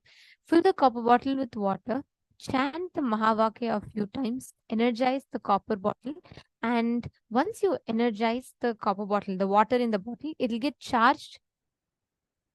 It'll get charged with the copper substance and it'll act as a conductor. It'll hold the energy of Mahavakya vibrations. So you are going to be chanting Mahavakya, energizing that water, and the entire 1.5 liters of water, you're going to be storing it overnight. And next morning, you will be drinking that water fully before even you brush your teeth. This will be the first thing that you will be doing after you wake up.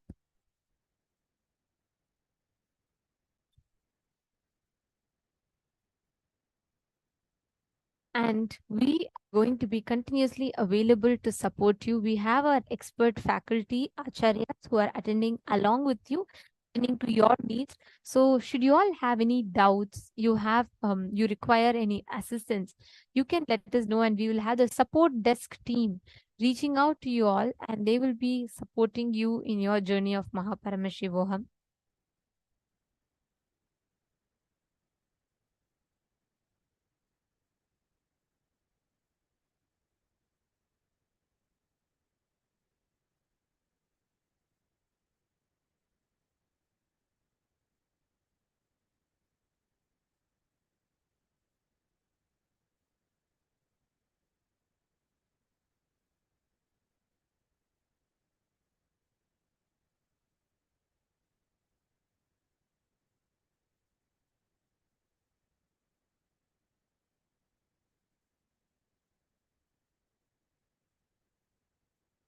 And we request all the participants to take a few minutes, set up and sit back, relax and enjoy. Ma Sri Lakshmi Kotapalli, understand you doing the Dvitiya Vinyasa Krama even as much as you can. Let's say you're not able to do the whole 3 hours, but even just standing and moving your hands, you just do whatever is the bare minimum that you can do with how the acharyas are guiding you, and you will see how much that will help you. So, Sri Lakshmi Kotapalli, don't worry. Whatever you can do, do it, but don't skip it. Because it's very important that you add this experience to yourself and prepare yourself physically to receive these initiations.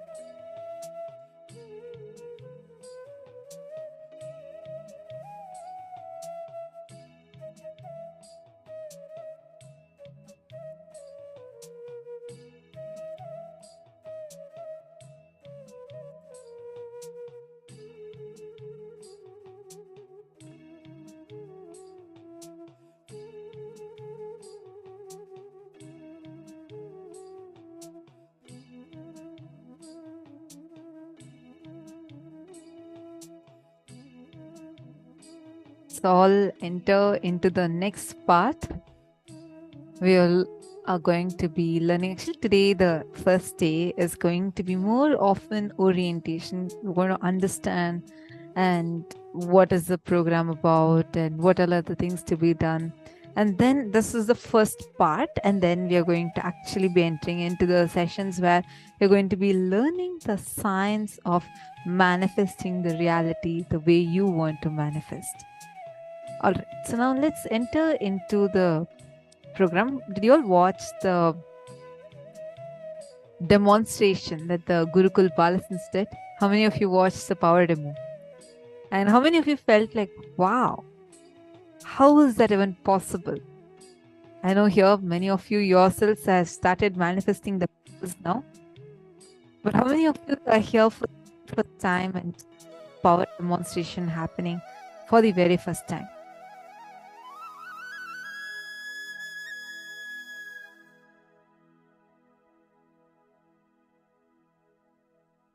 You all can put it in the chat if you are here for the very first time. Great. See, the powers, it's a Swamiji says, if you have a head, you have third eye.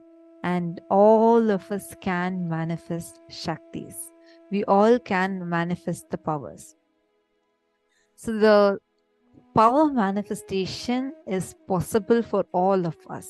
But now, how is it that suddenly all of us are having access to that?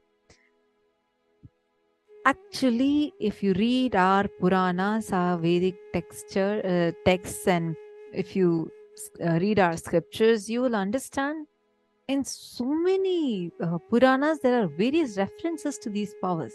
But unfortunately, because we as Hindus had lost our access to these Shaktis, these powers, because of the brutal persecution, the Holocaust that Hindus had faced, we have lost access to these powers. And now it's like all of us are struggling in being a human level and not being able to manifest what we want in life. And we are struggling. We are not able to really enjoy the life like how actually we could have enjoyed if we had access to these Shaktis. To change this, Swamiji has descended onto this planet, making all these powers as easily accessible for the modern day humanity, giving us all this powerful experience. Like how Swamiji says, God minus third eye equals man. Man plus third eye equals God. All of us are having the potential to manifest God through us. And that is what we are going to be experiencing throughout in this program. Now, when we say we again and again we are saying that Swamiji is descended down. What do we mean by that? In this next segment, we are going to understand a science of descent called as the Avatara Shastra, which literally explains why an avatar lands and what are the attributes of an avatar. How do you know that this is not a normal human but an avatar who has actually descended? We have a small Nadi reading. I'm just going to show that to all of us. This is a small stanza from the palm leaf reading, like the Nadi reading. And this was done for a disciple of Swamiji, and that too, this disciple of Swamiji who had gone to this Nadi reading person, he had not even introduced himself saying that he's connected to Swamiji or anything. But when he asked for a Nadi reading, this is exactly what was revealed.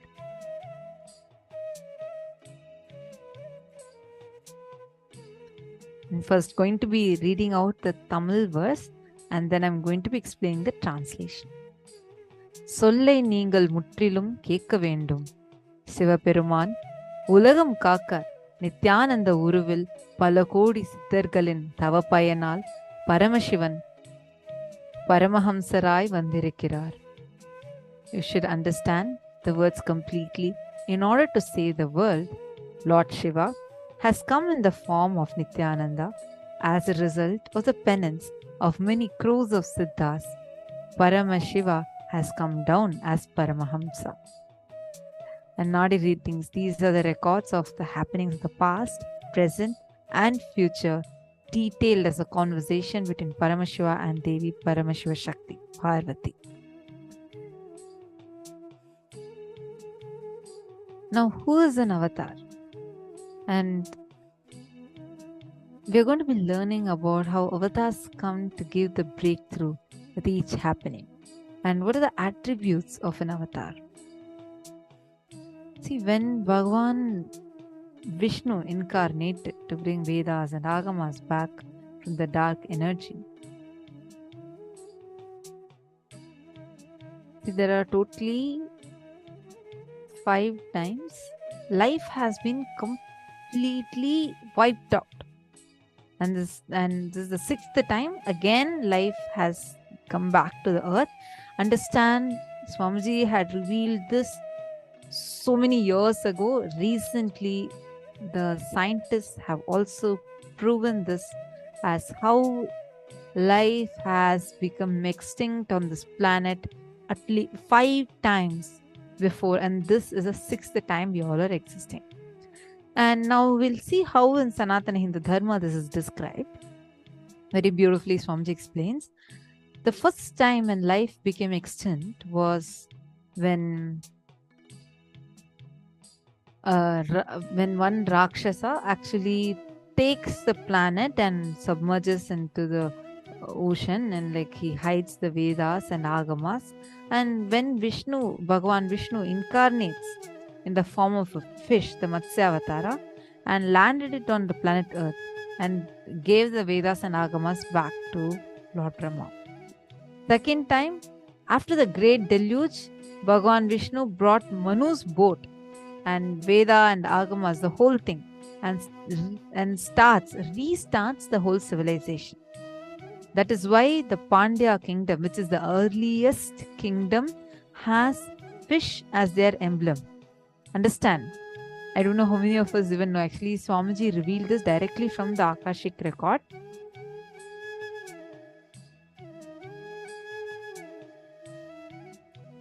Many of the historians would be baffled to hear this.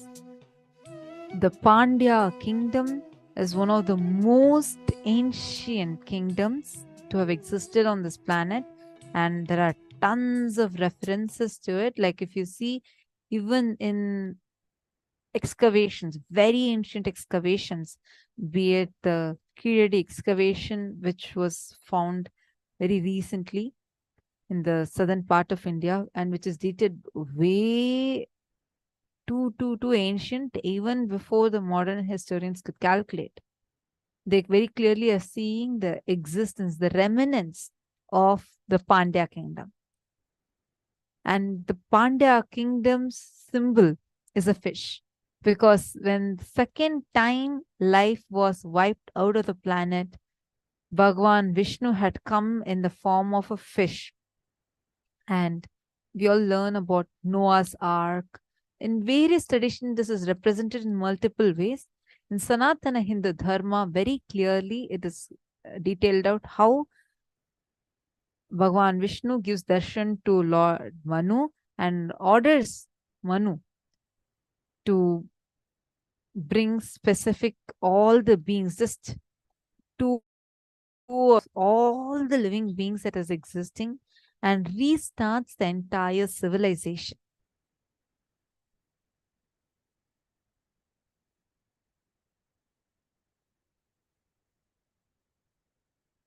And third time, when it was completely wiped out during Ravana's reign, 7 crore people were there, and Bhagavan Sri Ramachandra Prabhu incarnated to save the 54 desas from the evil reign of Ravana, And this is detailed out in the Ramayana. And when the fourth time life was completely extinct, wiped out, King Duryodhana almost led the world to nuclear collapse. And Bhagavan Shri Krishna incarnated to end the apocalypse. And this is detailed in Mahabharata. And fifth time, Bhagavan Paramashiva, Mahadeva himself protected the city of Varanasi. So it's called as Urdhvam Naya. He said, I myself will hold these people, protect them, even during the pralaya, even when the whole world is destroyed during the great deluge. I'll hold these guys in the tip of my trishul. So, and now what we are all experiencing is a sixth time life has happened. And before this, 5 times life was wiped out and restarted.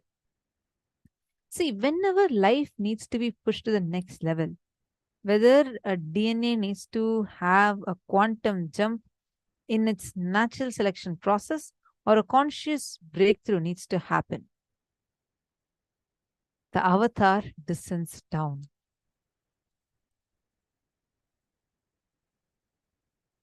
The Sanskrit word avatar, it comes from the word avatarati, means the one who has descended. There was a horoscope prediction by the family astrologers, are Venkatasamy Chettiar, who you can see in the left, and next is Tanjavur Swamigal, 1978. The astrology predicted that the newly born child is an incarnation and will be a Raja Sannyasi, king amongst the sannyasis, and he was duly given Lord Shiva's own name as Rajashekaran.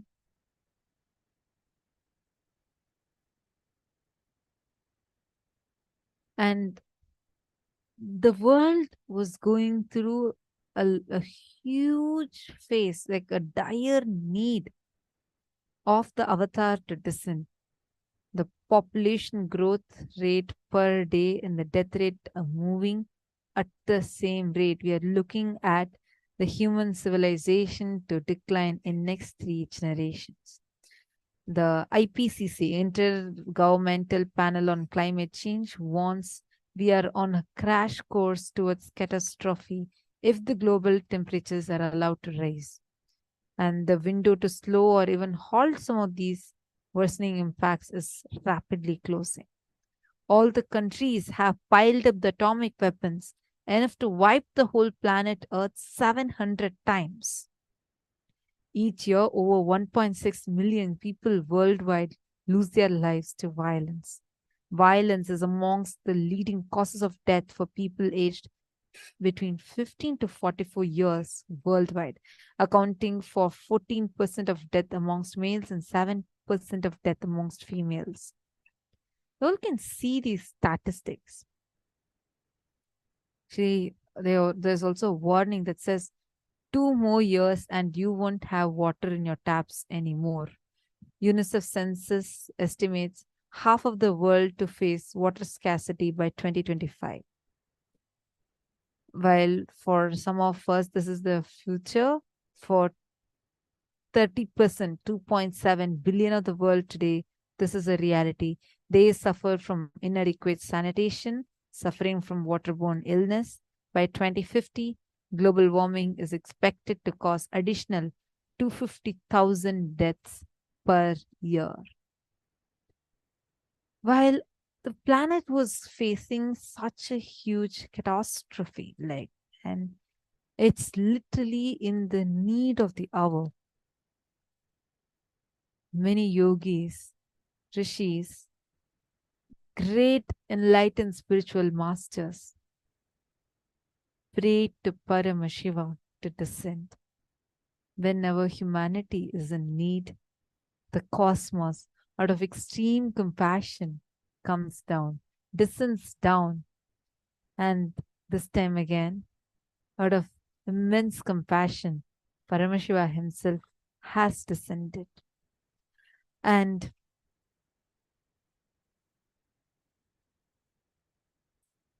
this descent was foretold by some of the great enlightened beings, greatest enlightened beings. There are several Mahapurushas, including Bhagavan Ramana Maharshi, Undi Mahan, Sheshadri Swamigal, who foretold of the upcoming descent of Paramashiva in the form of Supreme Pontiff of Hinduism. Revered as an incarnation, Ramana Maharshi is one of the predecessors of the Supreme Pontiff of Hinduism, who foresaw his happening before attaining the state of Mahasamadhi in 1950 itself. Before leaving his body, when Raju Mudaliyar, Swamiji's biological grandfather, when he went to receive the blessings of Bhagavan Ramana Maharshi, and this was during late 1940s, Bhagavan Ramana Maharshi blessed him ceremoniously and declared that very soon Arunachala himself is going to be landing in his family. Arunachala, Paramashiva himself, is going to be descending in his family.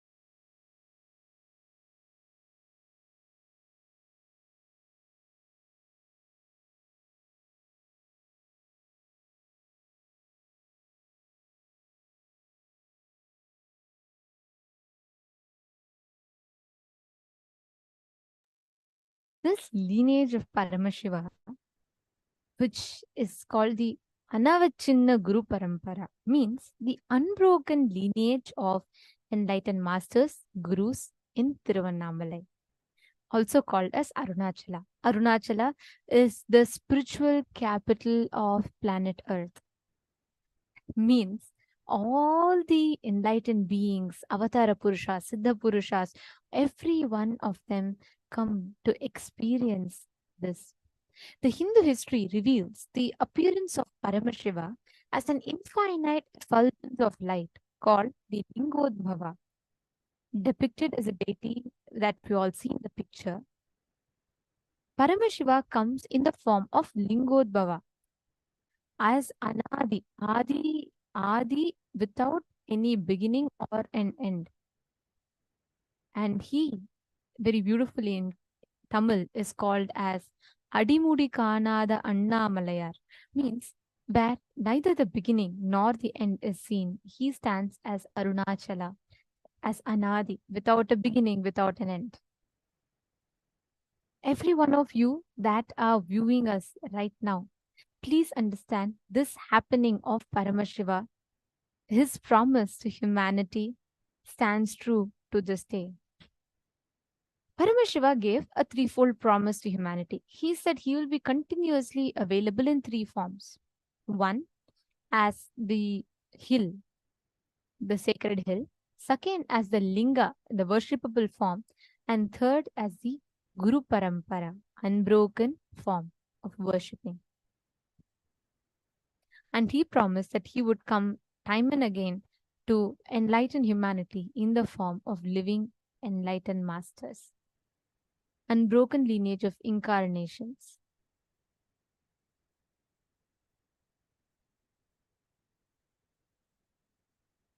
Here we can see Arunagiri Yogeshwara, Sheshadri Swamigal, Bhagavan Ramana Maharshi, Yogi Ram Surat Kumar, and now currently the 1008th living incarnation of Paramashiva, who happened in that very lineage as our beloved Swamiji, the Supreme Pontiff of Hinduism.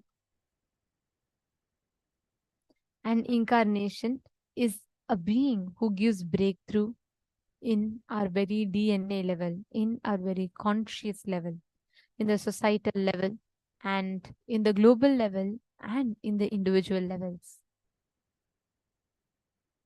Here, late Mahant Sri Narendra Giriji Maharaj, who is the president of the largest apex body of Hinduism, the Akhila Bharatiya Akhada Parishad, which is a group of 13 akhadas and over 2 crore sadhus, monks, Hindu monks in India. And he beautifully shares how one day the SPH Bhagavan Nithyananda Paramashivam Swamiji is going to be called as a Vishwa Guru, the Guru of the whole world. And he is going to be the spiritual guide for the world. The peace will spread in the world. Sri Sri Shantavira Mahaswamiji, the head of Koladamat, the oldest recorded mat in Karnataka, dating back to 6,500 years, declares this with his authority. He says, whenever humanity falls into suffering, pain, Ishvara, the divine himself, does the austerities, the tapas for their upliftment. Ishvara is the embodiment of divine light. He goes on to say, Nithyanandaji Maharaj is seated as the embodiment of that divine light, spreading the world peace and serving the whole humanity from India. There are various different attributes of an avatar. The 12 main attributes, and understand, Swamiji beautifully teaches us how everything is taken from Hinduism, exactly as it is described in Hinduism. And even Swamiji's own descent, Swamiji as an avatar, as per Hinduism.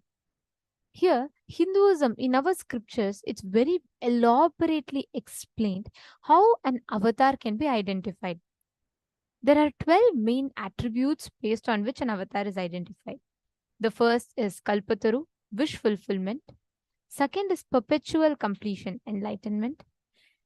Third is healing, realigning the biomemory. Fourth is deeksha akarshana, transfer of bioenergy. Fifth is akashic readings, accessing the past, present, and future. Sixth is vijnana akarshana, which is true knowledge.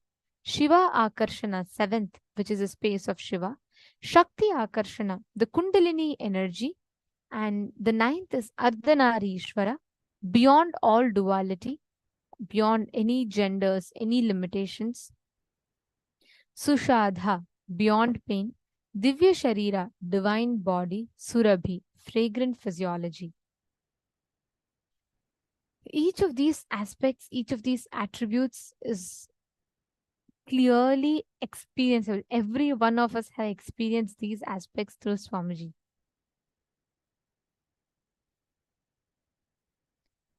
Kalpataru is a wish-fulfilling divine tree described in the Hindu Puranas.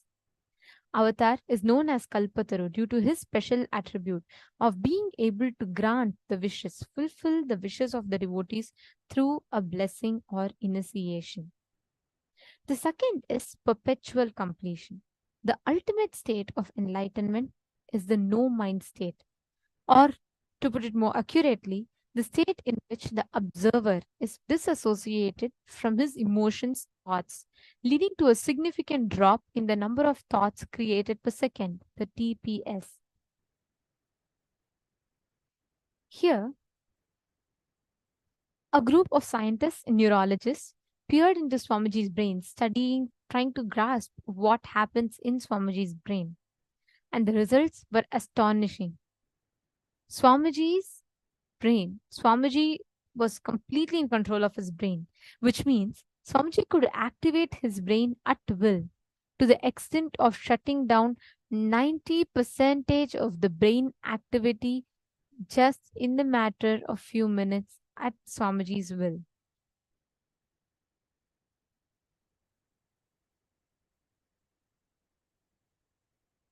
Swamiji has participated in over 50 plus brain studies to show humanity how the no mind state is a reality, not just no mind state.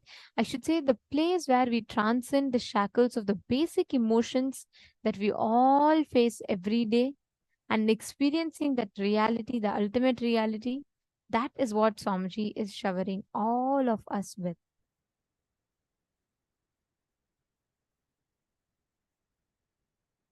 The next is spiritual healing. The spiritual healing process, actually, I'd like to start this with a question. How many of you here, how many of the participants here have experienced the spiritual healing dimension of Swamiji? Can I request all of you to post in the chat? At least one healing, whether it is healing from a headache or whether it is healing of a very big disease that you are suffering from. How many of you have experienced this healing from Swamiji?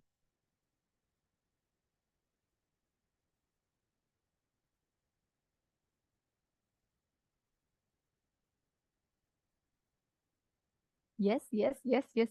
Oh my God. I see so many people posting yes in the chat.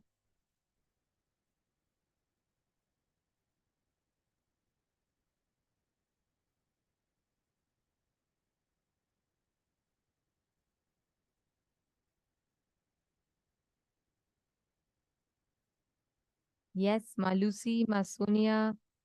Great.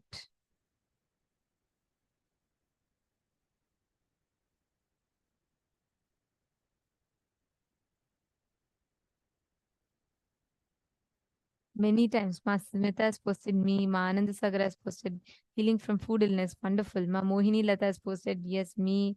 And Ma Irene, Ma Lalataksha, Ma Jnana Yogini. Ma Maheshwari has posted, yes, Ma, my thyroid completely healed. Exactly. See, the most important attribute of the avatar is healing.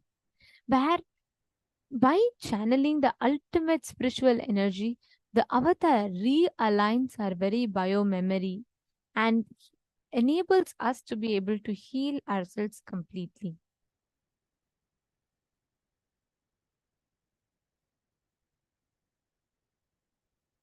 The next is actually one beautiful fact here before we move further that I wanted to mention here is that just through the initiation and healing, mitochondrial cell energy in the participants who have received healing as per the scientific studies conducted, it shows how the mitochondrial cell energy shot up to 1300% in the participants. This has been established through a very detailed study, and this clearly shows this leads to the anti-aging, increasing in the number of stem cells, and increasing in the enzyme called telomerase. Telomerase enzyme, as many of us might be aware, is the anti-aging enzyme, which when increases causes our body to cease aging, and a significant overall reversal in symptoms of fatigue, lifestyle disorders, autoimmune disorders, psychosomatic disorders, and certain malignancies.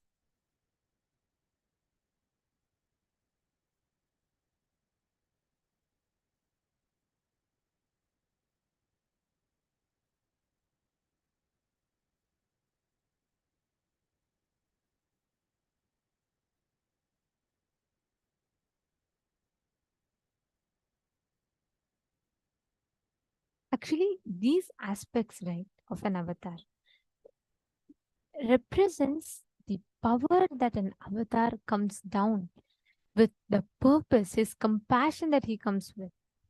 The next is the Deeksha Akarshana.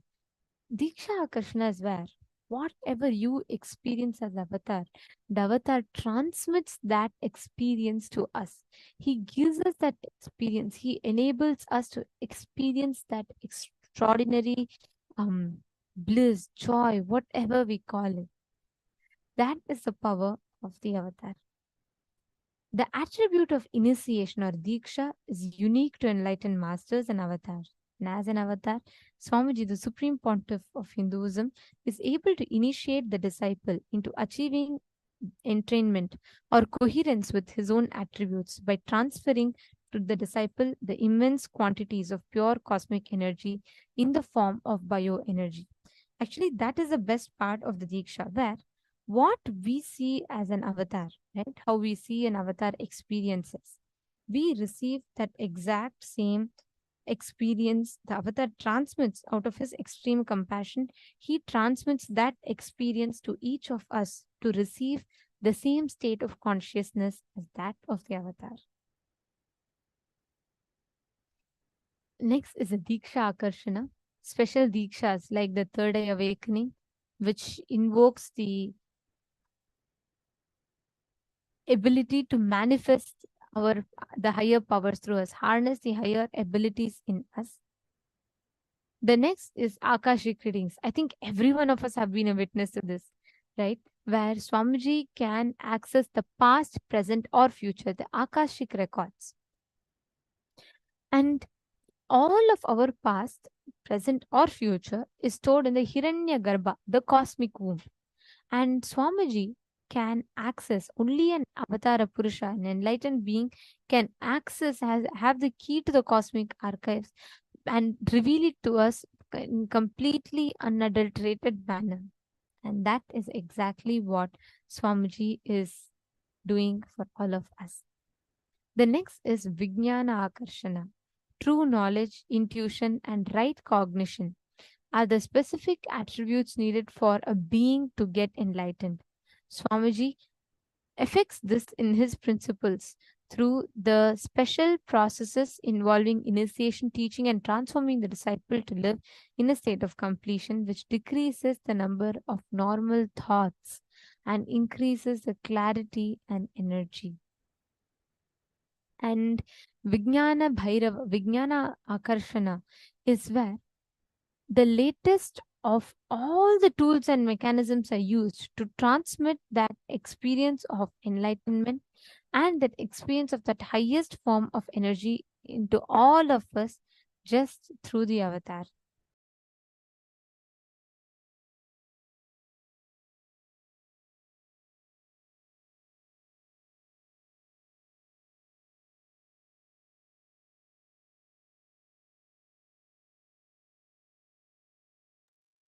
This particular attribute is the Vijnana Akarshana.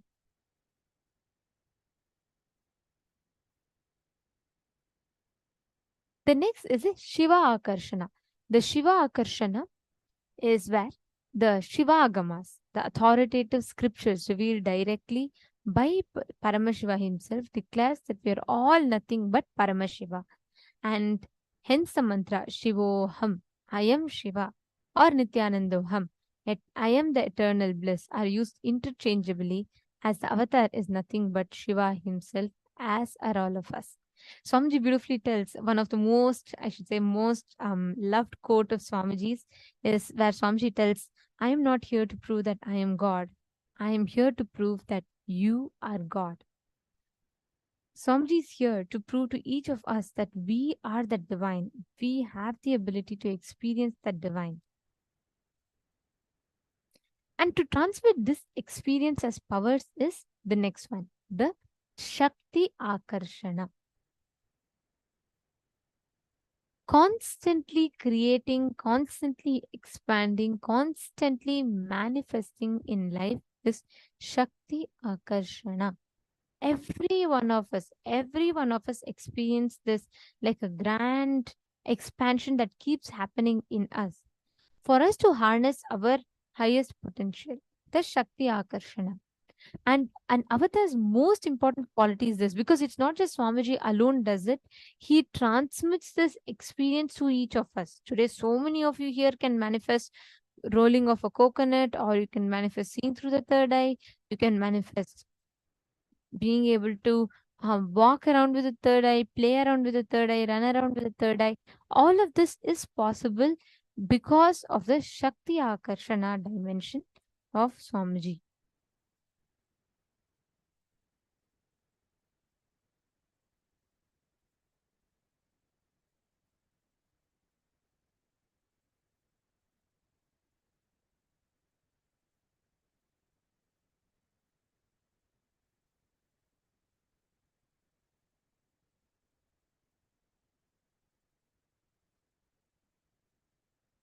Here we can see some of these Shakti Akarshanas happening, meaning where Swamiji is transmitting that enlightenment experience to thousands of us at a time. And here it was Kumbh Mela in Nasik in the year 2015.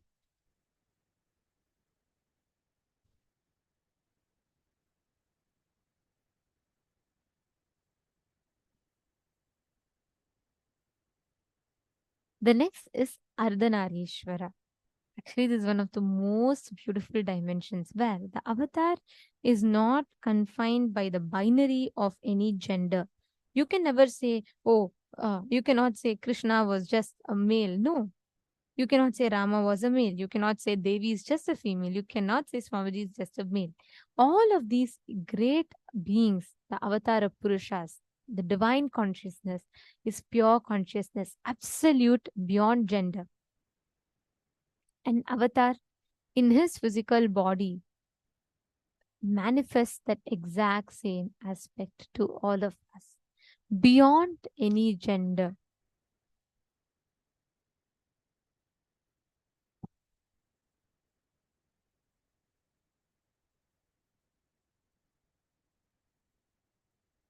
And last, the next one is where the avatar manifests the Sushadha dimension beyond any physical pain, where there is no pain, no suffering, nothing. The avatar does not carry a pain.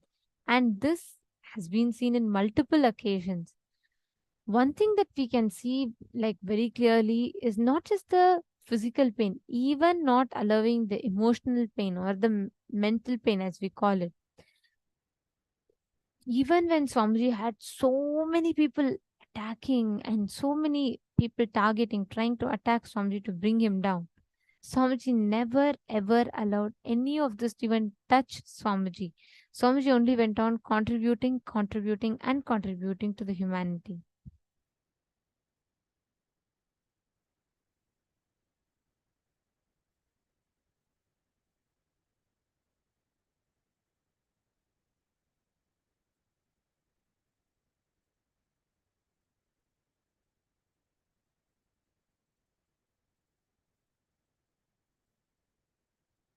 The next is Bhigata Vajra, the ability to spontaneously return to health under any conditions, referred to in the Linga Purana as a quality of Paramashiva himself. Definitely, Swamiji, I can say, like, not just making all of us as Bhigata Vajras, but even Swamiji himself manifesting it on himself. There are so many situations where normally people would have felt like, oh God, no, I can't handle, it's going beyond, and my body cannot do this. No, Swamiji, for the number of hours that Swamiji works day and night, still Swamiji has the ability to bring himself back spontaneously to healing, just like how any one of us experience.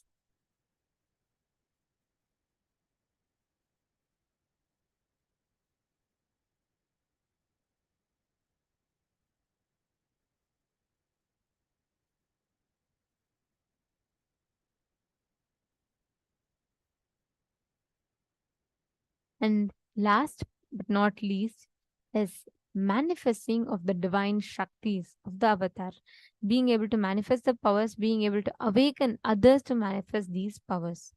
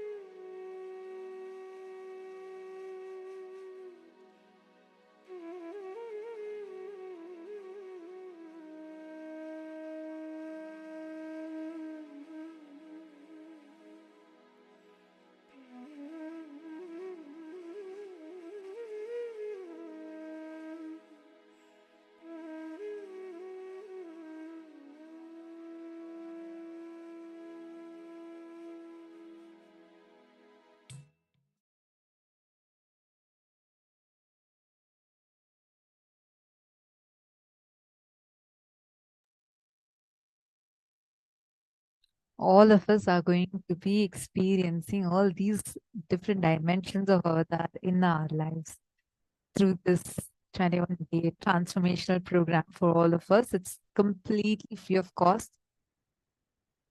And now let's enter into the next session. In the beginning of the program, during the demonstration of the powers, we listened to a small clip Swamiji was telling about how it's really time that humanity needs to take a breakthrough. We all have evolved from amoeba to fish, fish to monkey, whether it was a physical breakthrough, physiological breakthrough, psychological breakthrough, and a conscious breakthrough. Now we are in a time where a superconscious breakthrough is needed. We're in dire need of it. We keep hearing so many news. We hear about the catastrophic floods or cyclones or the climate crisis that we are facing. Or on the other hand, we see about the violence that the whole humanity is suffering. We hear about how so many things people are suffering with, gun violence and whatnot. Why do you think that this time only humanity is experiencing this at its peak? Why? Understand, because right now, unless we have superconscious breakthrough, there is no other solution for this planet, for the life to survive on this planet. Superconscious breakthrough is a real necessity for us to be able to actually live further in this planet. And this superconscious breakthrough, what do we call a superconscious breakthrough? Why is it so important? This is what we are going to be learning next. This is what we are going to be understanding about next.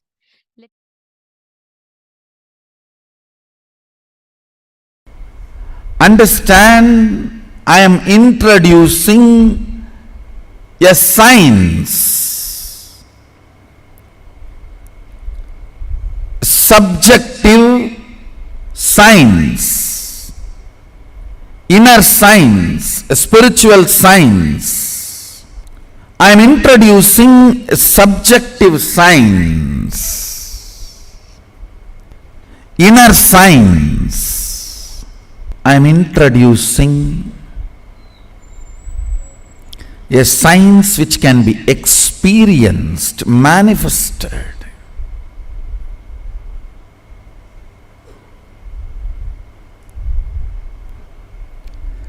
Understand this power which can be experienced and manifested can be converted into any form of currency you want. Health, wealth, knowledge, longevity, relationships. In any form of currency you want to manifest, you can manifest. It is fundamental currency of the cosmos called Shakti.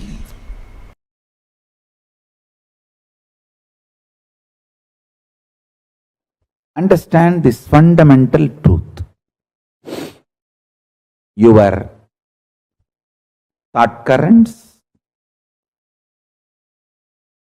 the thought currents which you encouraged by cherishing them, and the thought currents you made it into reality by supporting it with your action or inaction. For example, you want to do puja. If you do puja, if you do the action called puja, that thought current will become powerful. You want to be in depression. If you don't do anything, that thought current will become powerful. So, there are some thought currents which you made it powerful by acting on it. There are some thought currents which you made it powerful by not doing any action, acting against it. All these put together is what I call consciousness. What you engage, what you entertain, what you entrain, all these put together is your consciousness.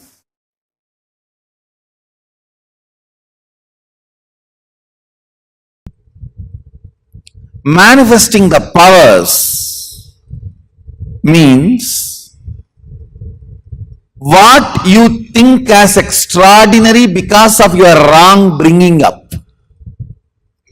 Understand? Absolutely. What you think as extraordinary because of your wrong bringing up. What you think you have been told as a common standard. Breaking that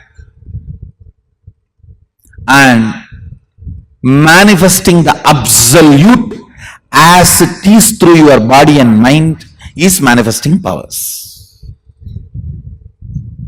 Understand? The first myth you need to break. What has been wrongly taught to you? After all, people who taught you till now are human beings. Forgive them. You don't need to be angry with them, but do not allow them inside you. Get rid of everyone. Understand? Unless you break the standards they taught you, you are not going to have a superconscious breakthrough. Superconscious breakthrough means breaking all the standards you have been taught.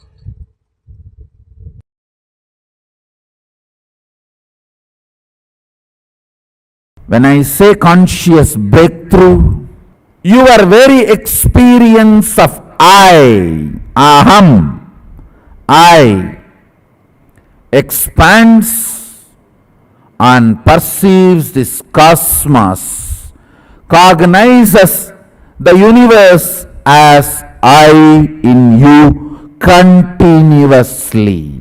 The good news I have is you are capable. The great news I have, you don't need to do anything, I'll do it for you. What is superconscious breakthrough? What is Kundalini awakening? What is third eye manifestation? All these are actually different words for one experience. It is nothing but perceiving whatever exists, that's all. 120 vision, 120-degree vision is 2I, the individual I, consciousness. 360-degree vision, perceiving everything, whatever exists, cognizing it. That is what is third eye awakening. Understand, person with 2 eyes is permanently blindfolded. If it is just 2 eyes, you are partially blind. Conscious breakthrough means, I am using this word conscious breakthrough, superconscious breakthrough, to mean giving you the cognition of existence, larger vision. When I say vision, I don't mean just only the ability to see, ability to reverberate, ability to vibrate, ability to perceive, ability to experience. Understand? At the age of 12, when I had that enlightenment experience, it is not that I only started seeing 360-degree, I was able to perceive me in them and all that exists in me. How alive you feel inside your skin. The same intensity of life, aliveness, I experienced in whatever exists. Whatever exists in me, me in whatever exists. Understand? This is what I call superconscious breakthrough, conscious breakthrough.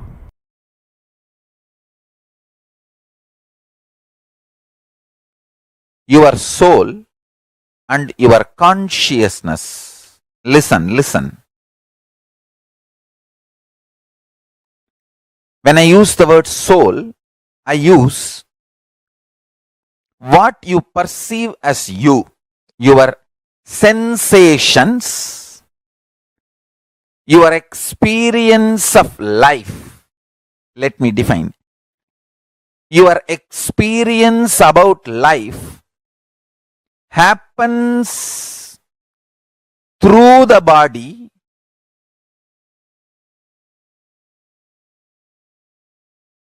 but not just the body.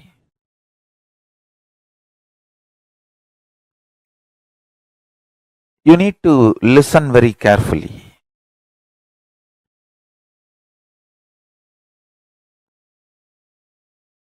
Your soul, individual soul. In Sanskrit, I'll use the word Pratyeka Atma Chaitanyam. The individual soul is the connection between the pure superconsciousness and your body. Understand? Your individual soul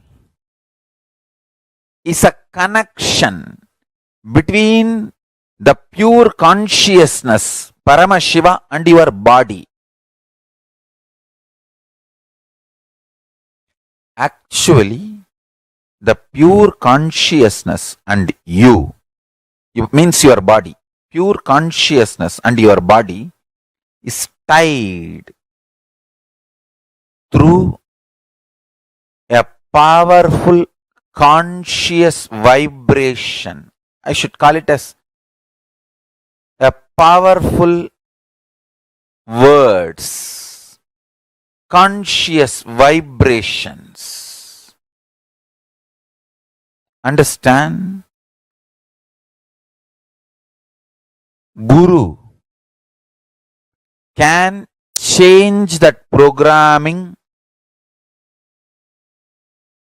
and give you the best possible conscious frequency connection between you and your body. Your consciousness and body, that connection, Guru gives the best connection, ultimate connection.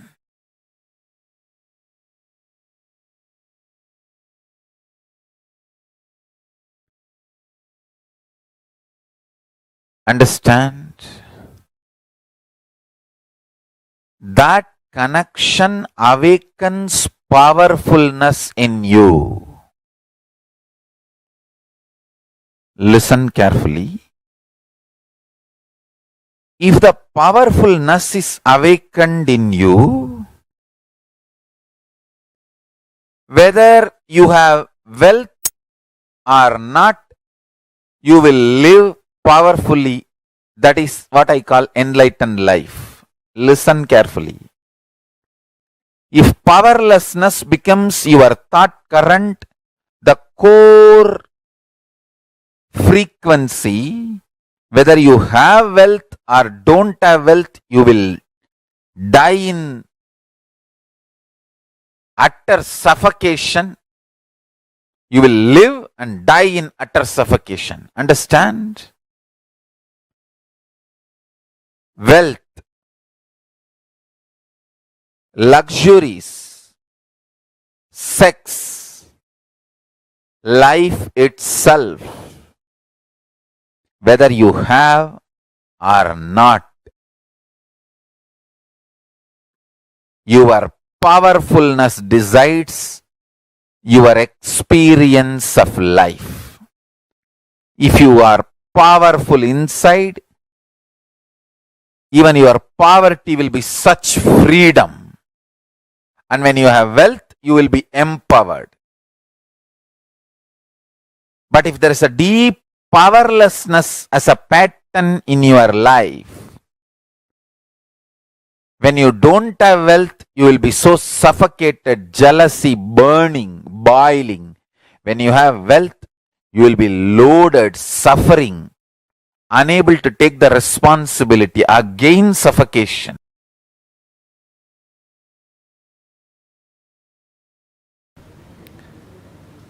So the first thing power manifestation needs is Shaktipada.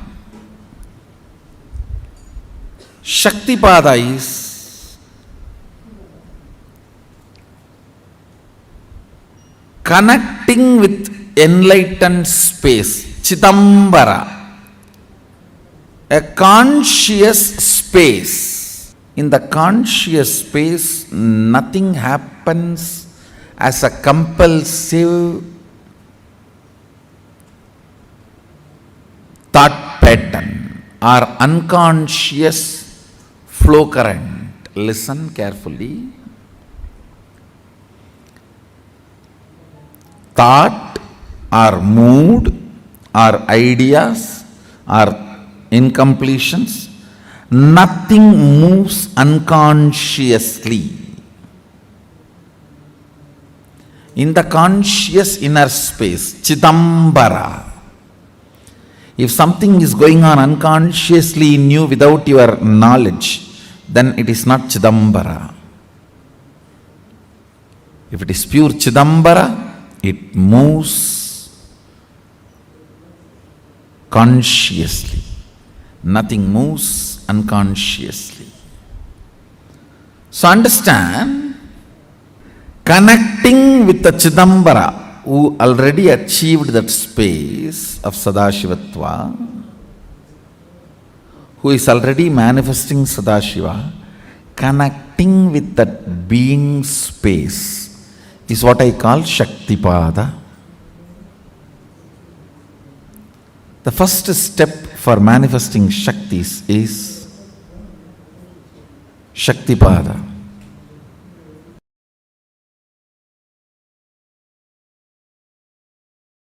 Let me give an introduction about what is Shaktipada process. Please understand.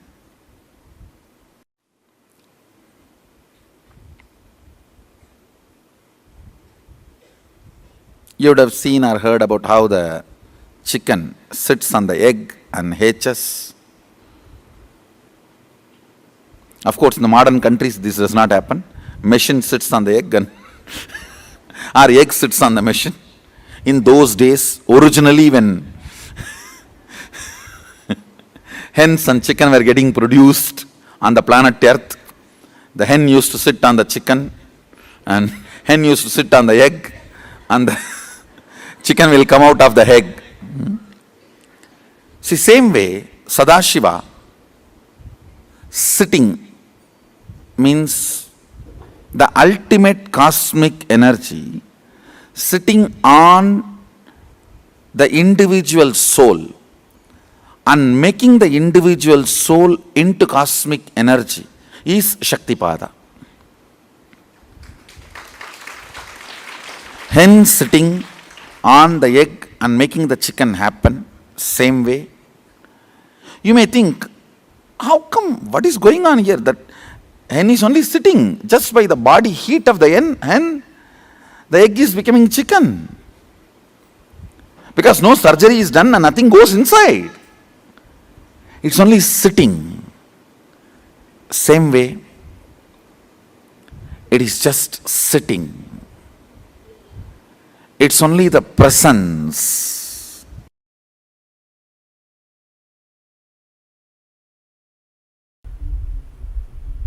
Listen.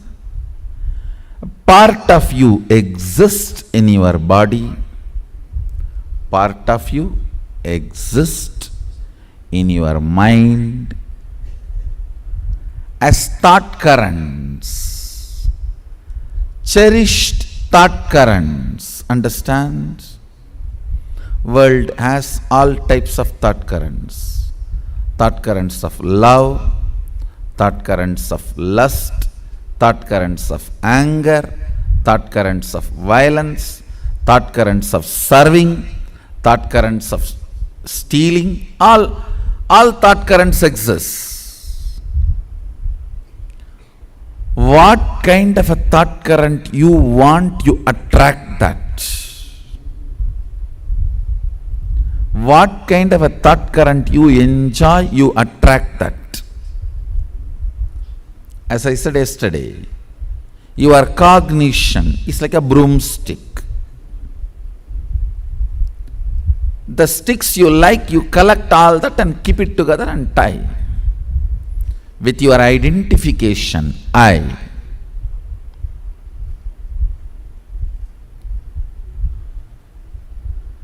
Part of you exists as your body, part of you exists as your thought current, part of you exists as Shakti, consciousness. Listen, that part of you which exists as Shakti,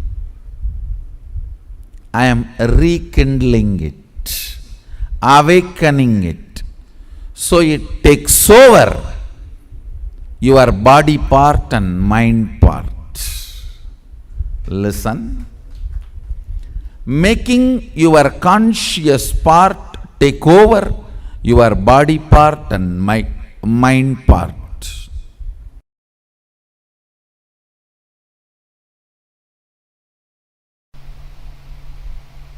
English is a poor language to explain the nuances of cosmos. Definitions matter.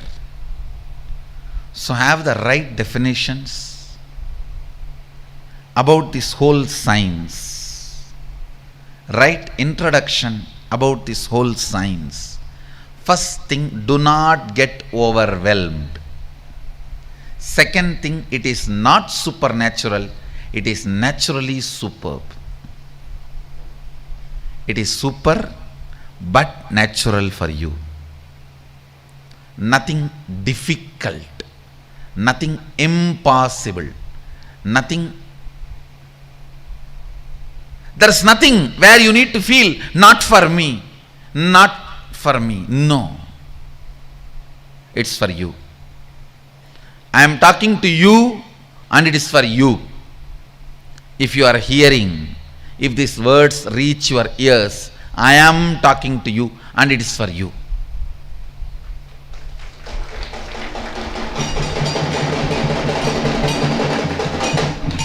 It's a simple, very simple science. All you need to do is detoxify the intra-organ, the physiological organ called third eye, then detoxify the psychological mental setup you are carrying, incompletions you are carrying, and simply, physically, it manifests, third eye manifests as reality.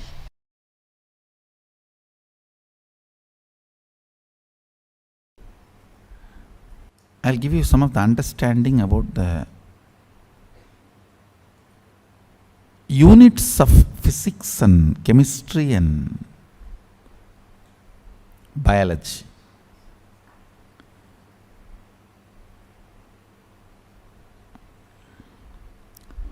Unit of the chemistry in you, I'm talking about as far as power manifestation is concerned. Biology is your biomemory. When you add powerful cognitions, the actions and reactions happen is chemistry. And what you manifest is physics. Powers. Or powerlessness, whatever.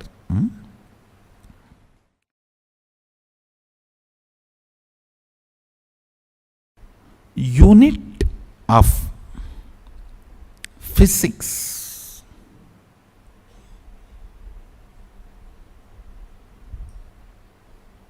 is power or powerlessness. That's all. Only these two unit. Any happening is only these two. Deva, Asura, that's all. Nothing else. Everything else is attribute. Attribute is different from unit. When I say unit, I am talking about the fundamental unit. Everything else is attribute.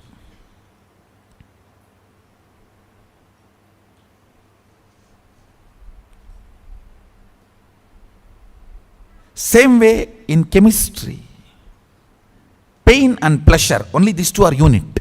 Everything else is attribute. All experience, action and reaction is only pain or pleasure, that's all.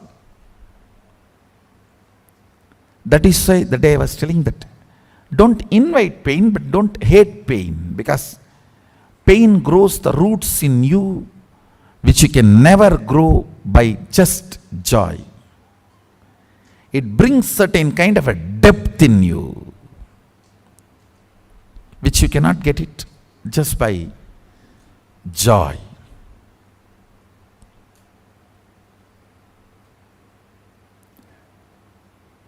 Kind of a stability, maturity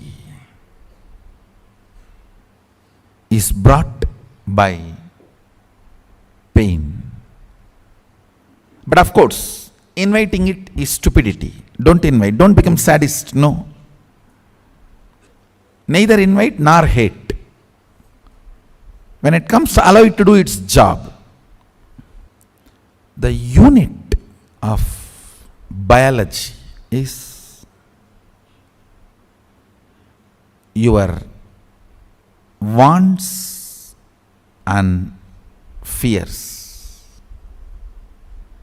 Your fear and your greed is the unit of your biology, means biomemory. Pain or pleasure is the unit of your chemistry. Power or powerfulness, powerlessness or powerfulness is the unit of your physics. I am talking from the angle of power manifestation science. You can roughly equate it to the powerfulness can be called as plus and powerlessness can be called as minus in normal physics.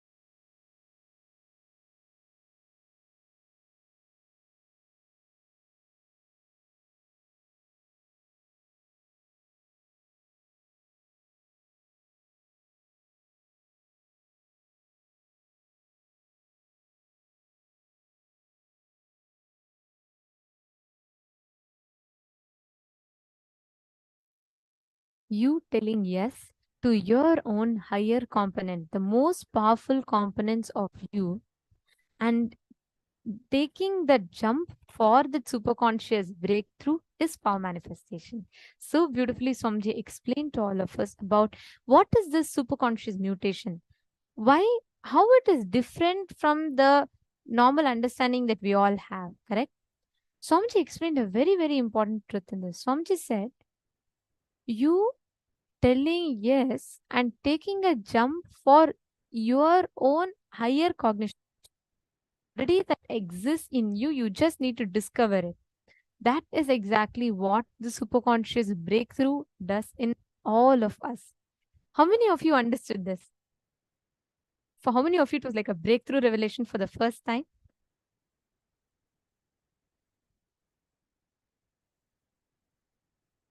Okay. I request every one of you to let us know. Please share with us on Facebook, YouTube, and all the social media platforms. You all can share in the comment section. And to all the participants, please share with us on the chat. You all can let us know what each of you are understanding, because this is a very, very important thing that all of us need to grasp. The science of being able to manifest powers. Manifesting powers is not just you manifesting these extraordinary possibilities, but most importantly, like Swamiji said, it leads us to being able to manifest our own higher potentials, our own higher dimensions. All the participants that are sitting with us on two-way video conferencing, Ma Pramila, Ma Nitya Swatantra, Ma Virupaksha, and we have Ma Zhang Ziling, we have Ma Stephanie, Ma Yoga Malar, Ma Jayanti, Ma Liya Kuri. Okay, before we enter into the exercise further, I have a very, very exciting announcement. Ma Chetana Suragon, Nithyanandam, which place are you from, Ma Chetana? Nice to see you sitting. Which place are you joining us from? Yes. And the most exciting announcement is today at 8 p.m. Eastern Standard Time, we are having the live darshan of Swamiji, the Supreme Pontiff of Hinduism. We are going to be having this exclusively on the two-way video conferencing, and all the viewers that are currently watching us live on Facebook, YouTube, and all the social media platforms, you all also can join in for the two-way video conferencing. It's completely free. You all can join in, but the special darshan is open only for the participants sitting with us on the two-way video conferencings, meaning all the Zoom rooms that each of you are logged in through. So now let's all enter into the next part, where we are going to be doing a very powerful third eye awakening meditation. Swamiji himself is going to be guiding us through that. Let us all sit intensely and do the meditation intensely. Do not miss even a single step. Listen carefully. Swamiji will guide us through, and let's all do it intensely.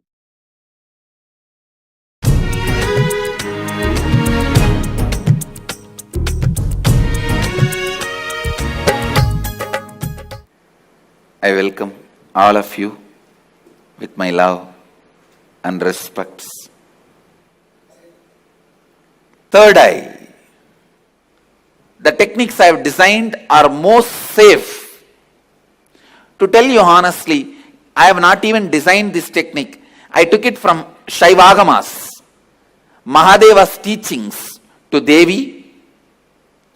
I took it from that and organized it. Only the permutation combination is my contribution. Otherwise, the original technique is from Shaivagamas.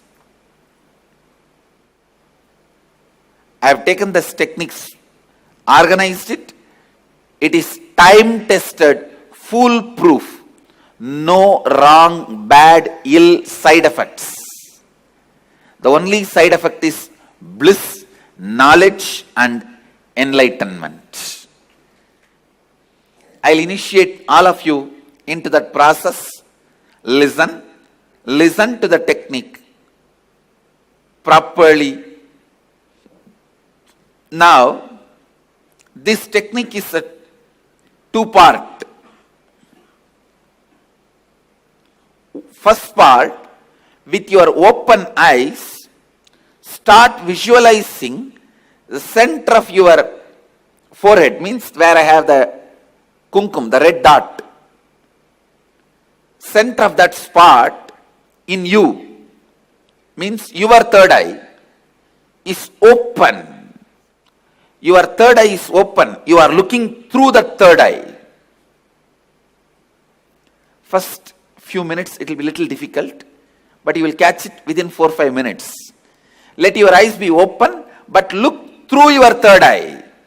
See, visualize, feel you are looking through your third eye. Second step, close your eyes, visualize the intense golden light is entering into your being and functioning on your third eye, actively getting centered on your third eye. Please understand. The first step is visualizing. You are looking through your third eye, and now my third eye photograph will be projected. Look into my third eye. Look through your third eye to my third eye. First step. Second step, close your eyes and visualize intense light. Golden light is entering into your body from above, the sky, entering into your head and getting centered, functioning, active on your third eye. I'll guide you step by step. Now, please keep your eyes open and gaze at my third eye. Visualize you are looking through your third eye. Between your eyebrows, there is a red color hole. Visualize you have a red color hole between your eyebrows,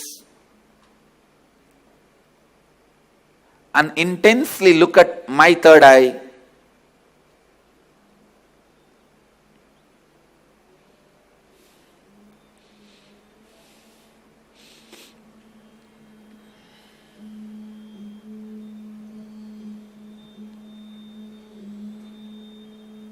Shiva, Shiva, Shiva.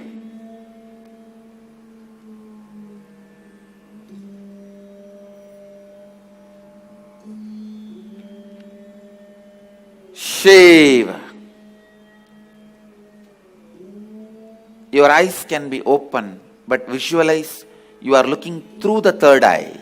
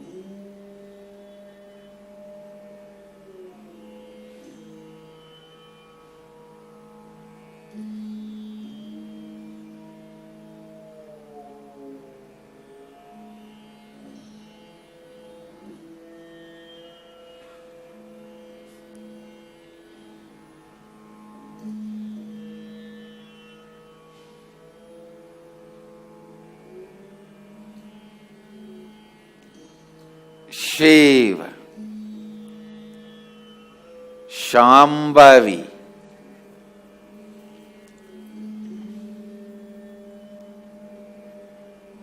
Om, Hreem, Kundalini, Kula Kundalini.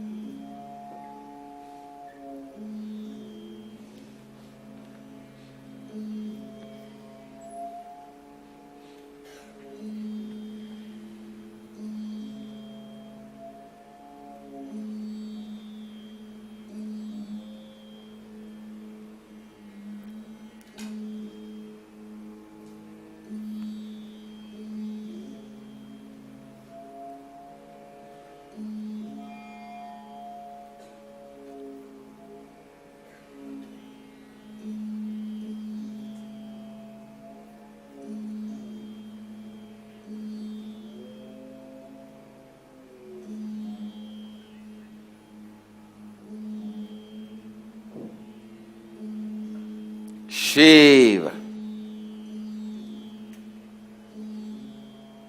Now, close your eyes. Visualize the heavy white light, golden light is landing on your head from the cosmos and getting activated and centered on your third eye. Close your eyes and visualize the energy entering through your head and getting activated and centered on your third eye. Shiva,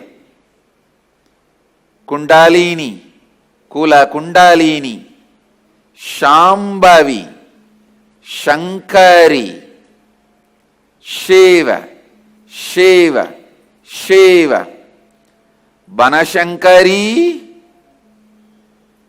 Banashankari.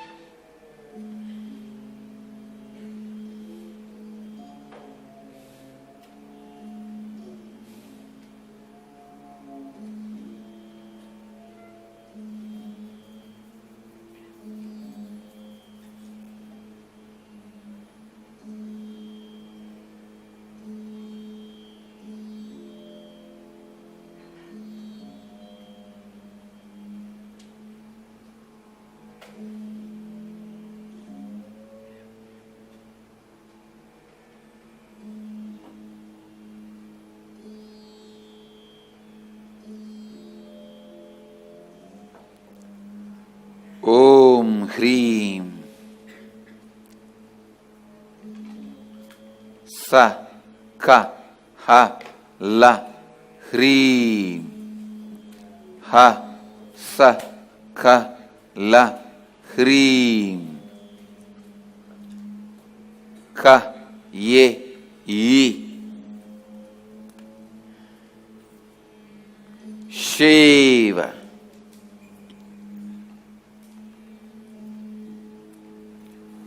Shiv.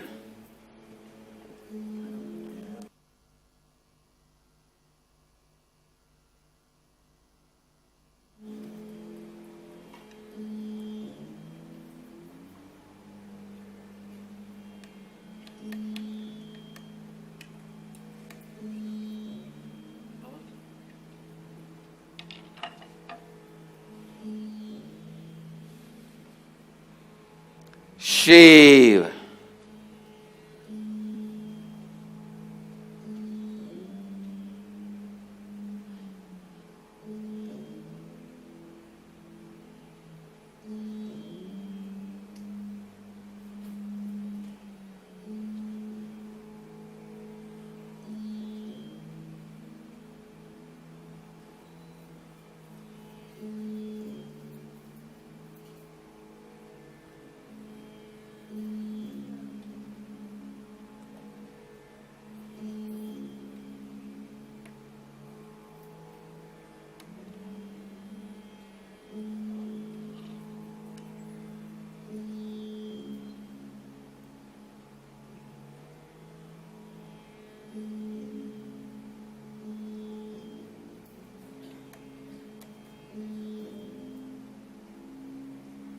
Shiv.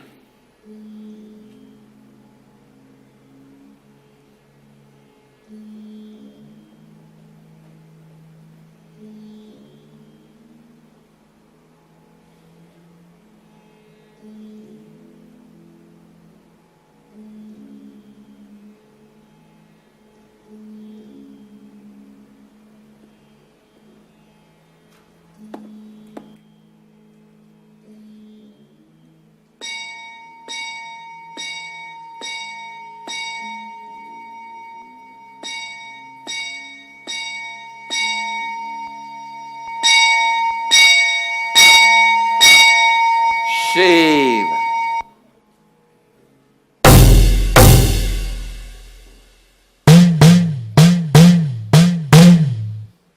Shiv.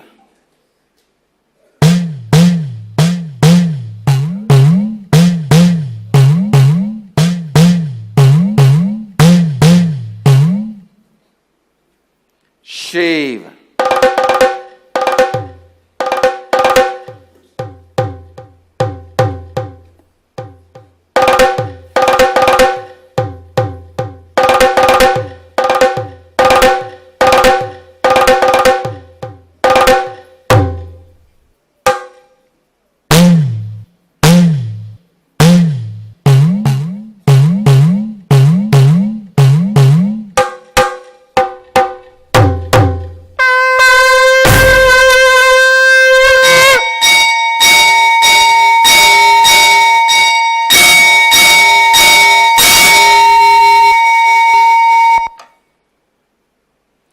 Shiv. Shiv. Shiv. Shambhavi. Bhairavi.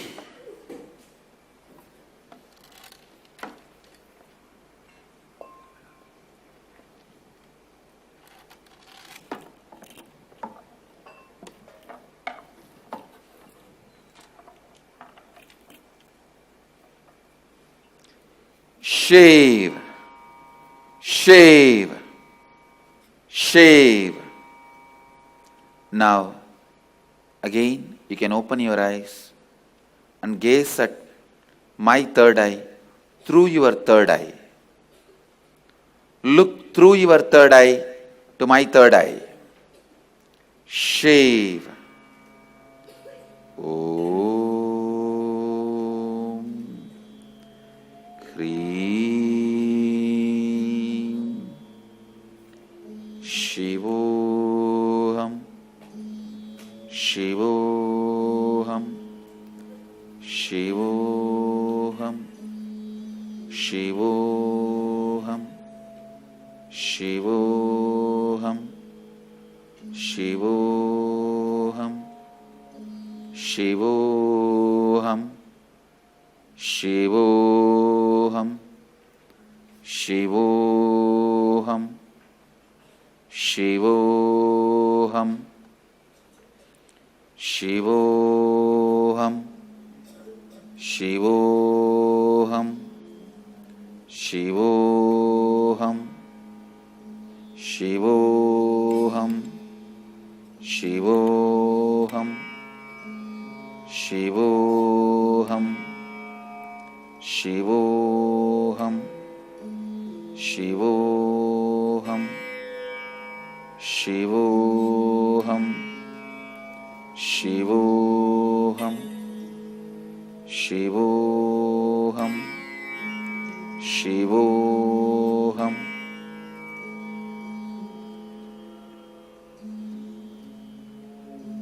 You can open your eyes. Shivoham, Shivoham, Shivoham, Shivoham.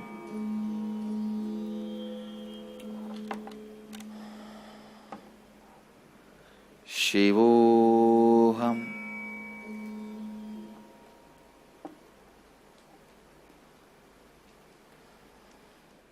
So with this, I bless you all. This technique which I initiated you now, you can practice this every day. This is the first step to awaken your third eye. Practice this every day. At least for next 21 days, you will experience awakening of the third eye and Kundalini Shakti in the third eye. And now, I bless you all.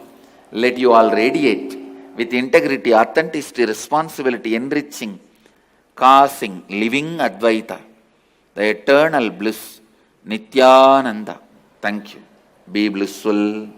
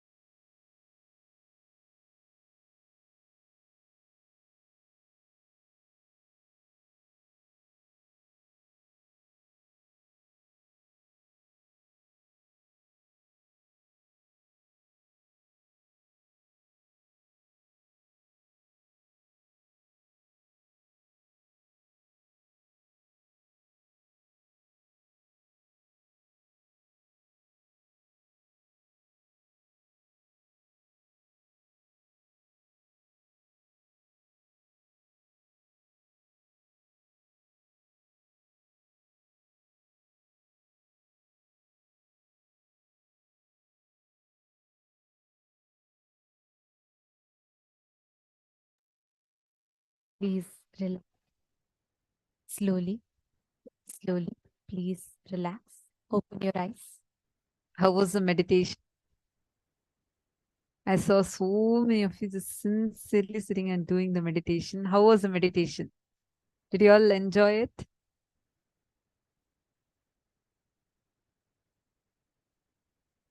So many of you. Wow.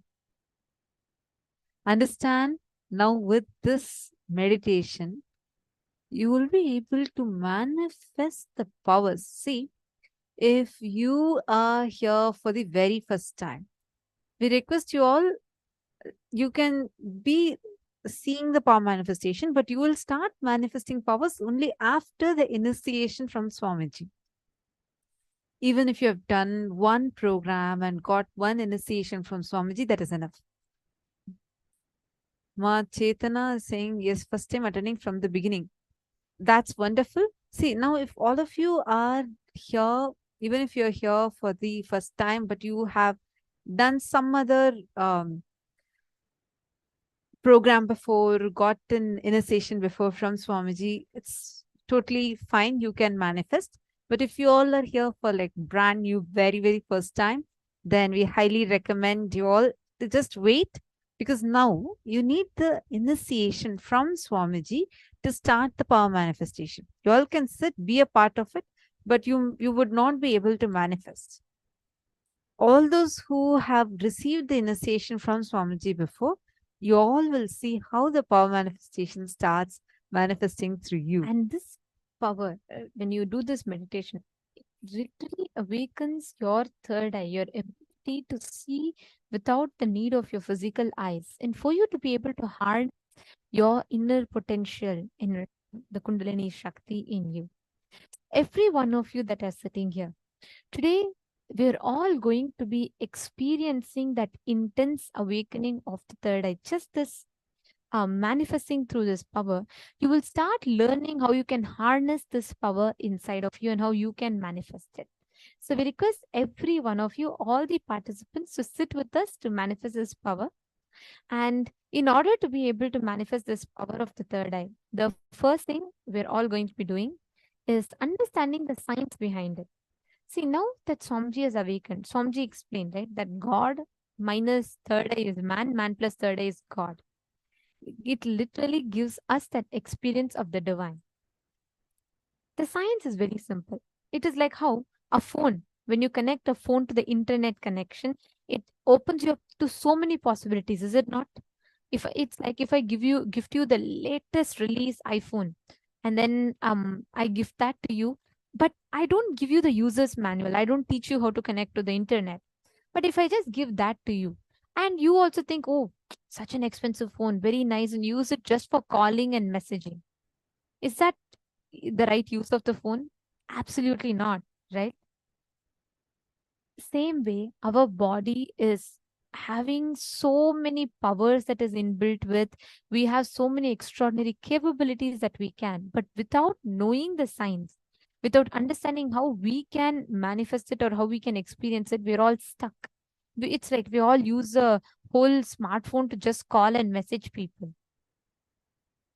This awakening of the third eye literally is like opening up of those powers in us, where Swamiji like enables us to harness our own higher potential, what we can manifest.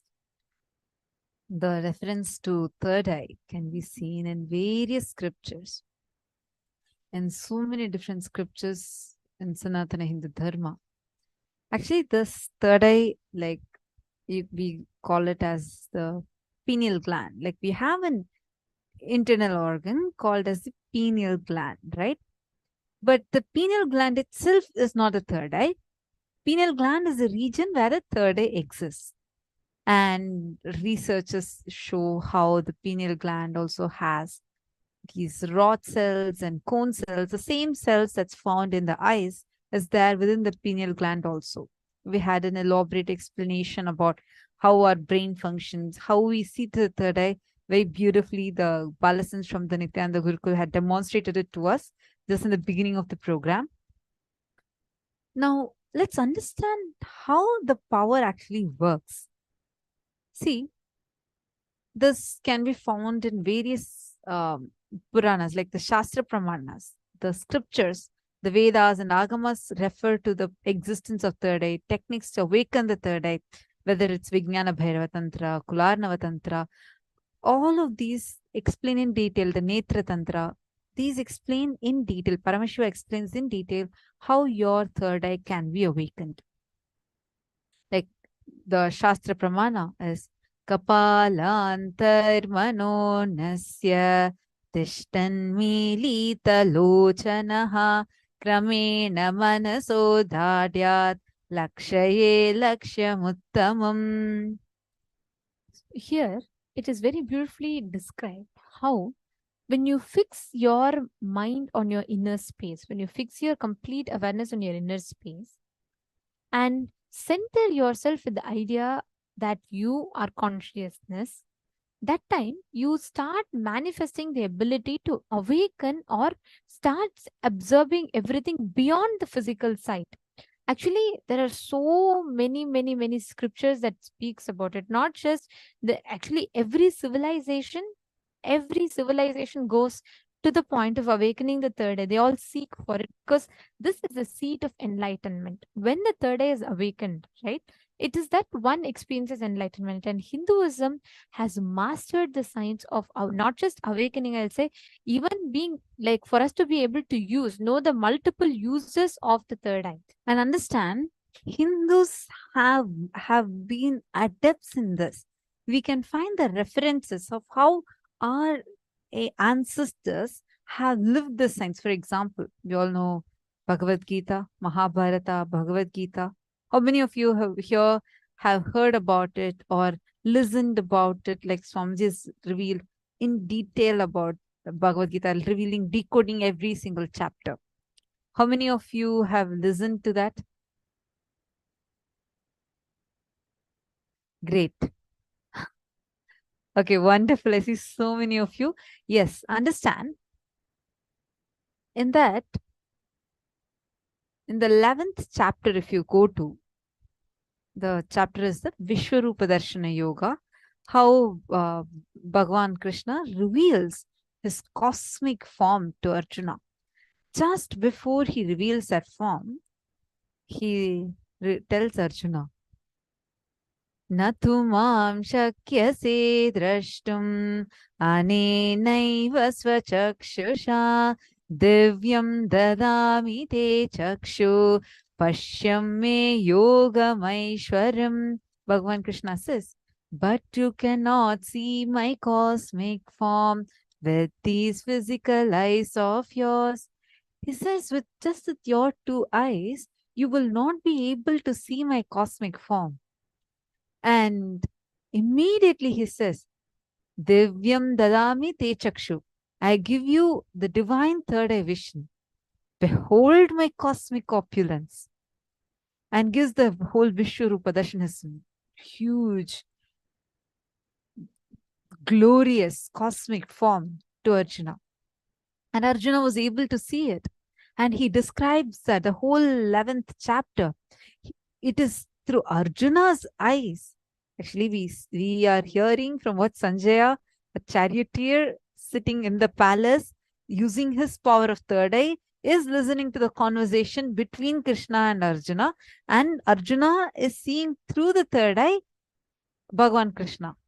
And through that, we all are getting to know how Bhagavan Krishna's cosmic form looked like. Understand, this third eye science is not something new for us. And this, we have been living with the science, mastering the science in very, very, very powerful ways. We have been mastering this science of third eye. Actually, this one thing is what I wanted to add. See, when we speak about third eye, in most of the places, it only tells us about awakening the third eye. But here, Swamiji is explaining to all of us how you can harness the power of the third eye. It's not just awakening. It doesn't just end with, okay, your third eye is awakened. No. How do you harness? How can you use that in your day-to-day life? By you awakening third eye, what happens? Yes, you get heightened intelligence, you get intuition, but what about it? How can you use it in your daily life? That gap is what Swamiji is beautifully bridging. So all of these powers, all of you are going to be learning through the program is not just, oh, you're going to be awakening these powers. The most important aspect is how you can map these powers in your daily lives. How you can awaken these powers in your day-to-day lives. That is what you are going to be learning about as well. So all of you that are sitting here and that are you're all going to be experiencing and learning about how you can awaken this ability for you to see through the third eye, for you to have a breakthrough in the very way of you harnessing these powers in your day-to-day lives. Shall we all enter into this? See, the step, what exactly we are going to be doing is very, very simple. Now, all of you, we all had just done the powerful meditation process, the third eye meditation process. And now, just sit. And you're going to close your eyes. Sit with your head, neck, and spine in a straight line. Close your eyes. visualize Swamiji's third eye intensely. Chant the Mahavakya, and you can visualize literally a golden light entering inside of you. The secret technique for manifesting this is just you connecting with Swamiji. That's all. It's just your connection with Swamiji, and that is what starts manifesting as power through you. Please blindfold your eyes. Tie your eyes with an eye band.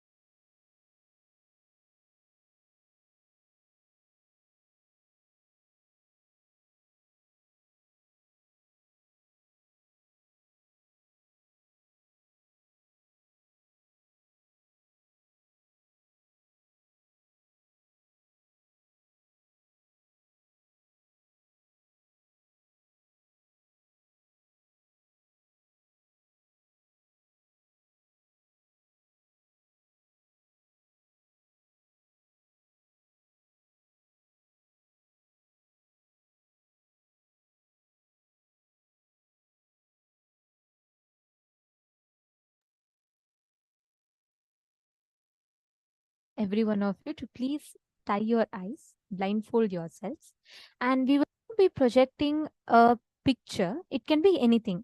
It can be any random image that we might be projecting. And we request all of you, all the participants, to please scan through your third eye. So what do we mean when we say scan through your third eye? Please understand. Bring your complete awareness to your third eye area. You just need to relax completely. Just make sure that there are no thoughts in your inner space. Thoughts leads to incompletion. So just make sure that there's no thoughts in your inner space. Bring that complete awareness and settle your inner space in completely unclutched state. And whatever your third eye is revealing to you, means you will be able to see. Sometimes it may come as a feeling, sometimes it may just come as a word, as a letter, as a number. Whatever you are seeing, please start sharing that. So for the first few minutes, just take a few minutes to see first, whatever your third eye is revealing to you. It can be some pictures, it can be some letters.